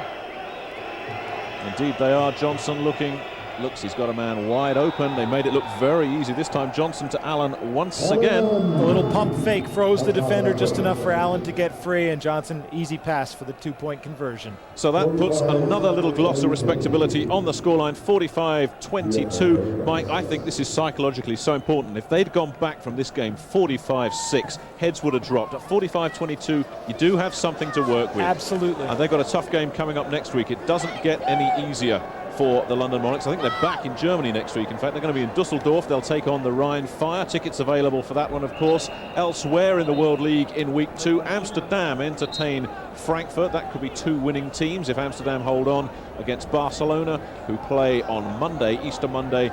They entertain the Scottish Claymores. El Caballero, Jack Bicknell, goes out on Easter Monday in Barcelona. Cowboy Jack looking to shoot down the Scots. 1:53 left, 45-22 the score. And we're looking for another onside kick. Silvestri will try and repeat the trick. And London will hope that this time they get a bit of a break. Didn't happen for them last time. The hands team are in for the Galaxy. That's the safe-handed guys, and it's bowled around, but I think, once again, the Galaxy come up trumps. Just like a rugby kickoff there. Once the ball goes to 10 yards, it's a free ball. I tell you, all sorts of things can happen in those situations. Bellamy, the man credited with coming up with it, and he's had another good game as well. Mike Bellamy, the 5th of those five wide receivers. I think we're going to see a lot of these 5 guys during this World League season. I think it was Dean Little who let the ball bounce around there like a rebound, and Bellamy was able to pick it up. So Dino the Galaxy, Bravo. with less than 2 minutes remaining. Now, will Staunton just run out the clock, or will he look to try and air it up once more? Miller gives it to one of his German running backs. That was either Seibert or Finker. Bobby Hammond. Well, as you see, he's been around a bit as a player with the Giants and the Redskins. Coached 11 years in the National Football League with some pretty good operations as well with the Jets, Phoenix, Philadelphia last year, but this his first game. I was talking to him down in Georgia while they were training and said, how did you get into the head coaching position? The NFL said, well, we've had our eyes on you, good assistant coach. We think you'd make a head coach. How'd you like a chance at the Monarchs? And he snapped it up like that. That's his dream.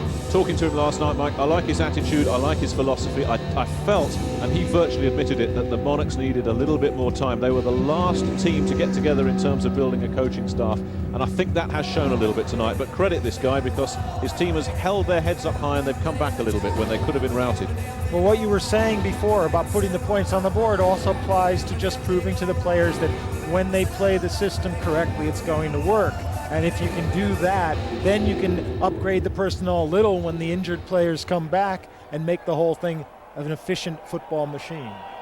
And I have a feeling we may be seeing 2 or 3 new faces on the London Monarchs in the not too distant future. 2nd down and 6. And stuffed there is Marcus Finker, I believe, looking to hang onto the ball. Well, Paul Justin has really grabbed his opportunity with both hands tonight. Jim Miller limping out of the game. Justin came in, and those numbers really speak for themselves. Johnson, well, the damage really for Johnson was done early with those 2 interceptions to Kellogg, but he's redeemed himself in this 4th quarter. And a lot of credit again, I keep repeating the point, but it's a good one to make. The Frankfurt offensive line, Paul Justin was back there, and most of the time he had a lot of time to throw. Now when he didn't, he also did very well. He proved that he can move on, he can throw on the run, and he can look for the receivers on the run as well. But he could sit back there and just pick his guys out. I'll tell you, Mike, talking about the Frankfurt offensive line, we talked about Willie Stubbins, we talked about Kip Vickers, 2 NFL guys, Toby Mills, who's been with the Dallas Cowboys, Olaf Hampel, of course. Justin Stark, the right tackle, has looked a very solid run blocker to me. I've been impressed with him. All 6 guys have played well because Mark Dixon, as we said also before, came in and he filled into a couple of positions. The tight ends have done their job. Brasher, who's not, blocking's not his forte, it's not his strong point. He's done all right, and the other 2 guys, Hippler looks really good as a blocker, and he's 260 pounds. 3rd down and 4, and looking to try and turn the corner, but not getting anywhere. It's Marcus Finker.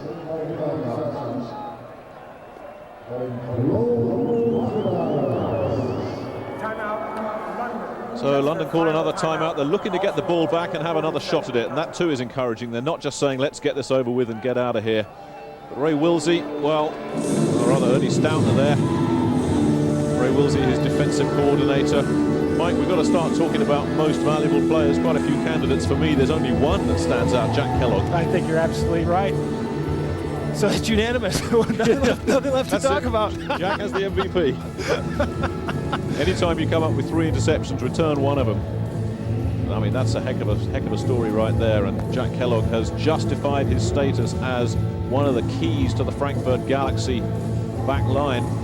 And it's symbolic because the Galaxy defense did a really good job throughout the game. And some of it's opportunistic, but that's part of what playing good defense is. Now, Kevin Porter for the... That's Greg Briggs, Greg Briggs safety.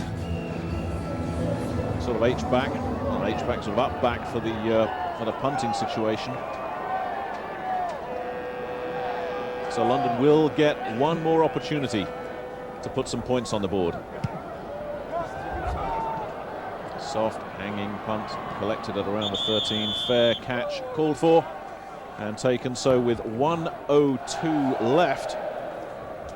I've just decided Alcorn's now the man of the match because every punt he's made has been a good one. He's put him where he needs to do. Fair catch at the 13, you'll always take that. Fair catch was made by Phil Bryant. So they have 62 seconds, the London Monarchs, to move this ball around 86 yards. And I tell you, they'll look to do it. Oh, definitely.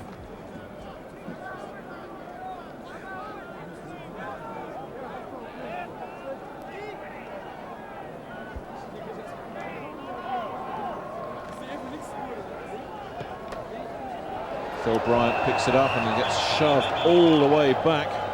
Jack Kellogg is playing it as tough in the final minute as he did in the first minute.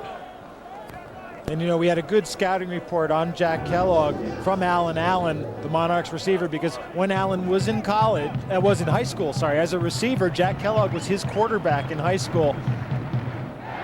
Goes the other way, finds Alan Allen, who cuts inside and will pick up a first down. And Allen hasn't had to go one-on-one with Kellogg this day because they've basically double-teamed Allen for much of the game. But he said Kellogg, tremendous athlete and a really strong competitor, and we've seen that tonight. And they stop the clock with 19 seconds left. They're still looking for more here, the Monarchs. 45-22 they trailed, but it was 45-6 at the end of the third quarter.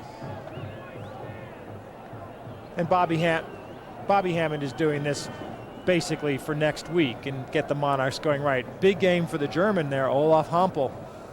Yeah, look at that. Try telling that fella he's a passenger on this team. That's the face that froze Nick Hawley. What I could see of it, I saw the chin up in the air and looking for a receiver, and Tony Brooks was the man he was looking for, and Brooks slipped on this field, as indeed a lot of London Monarchs have had trouble with their footing tonight.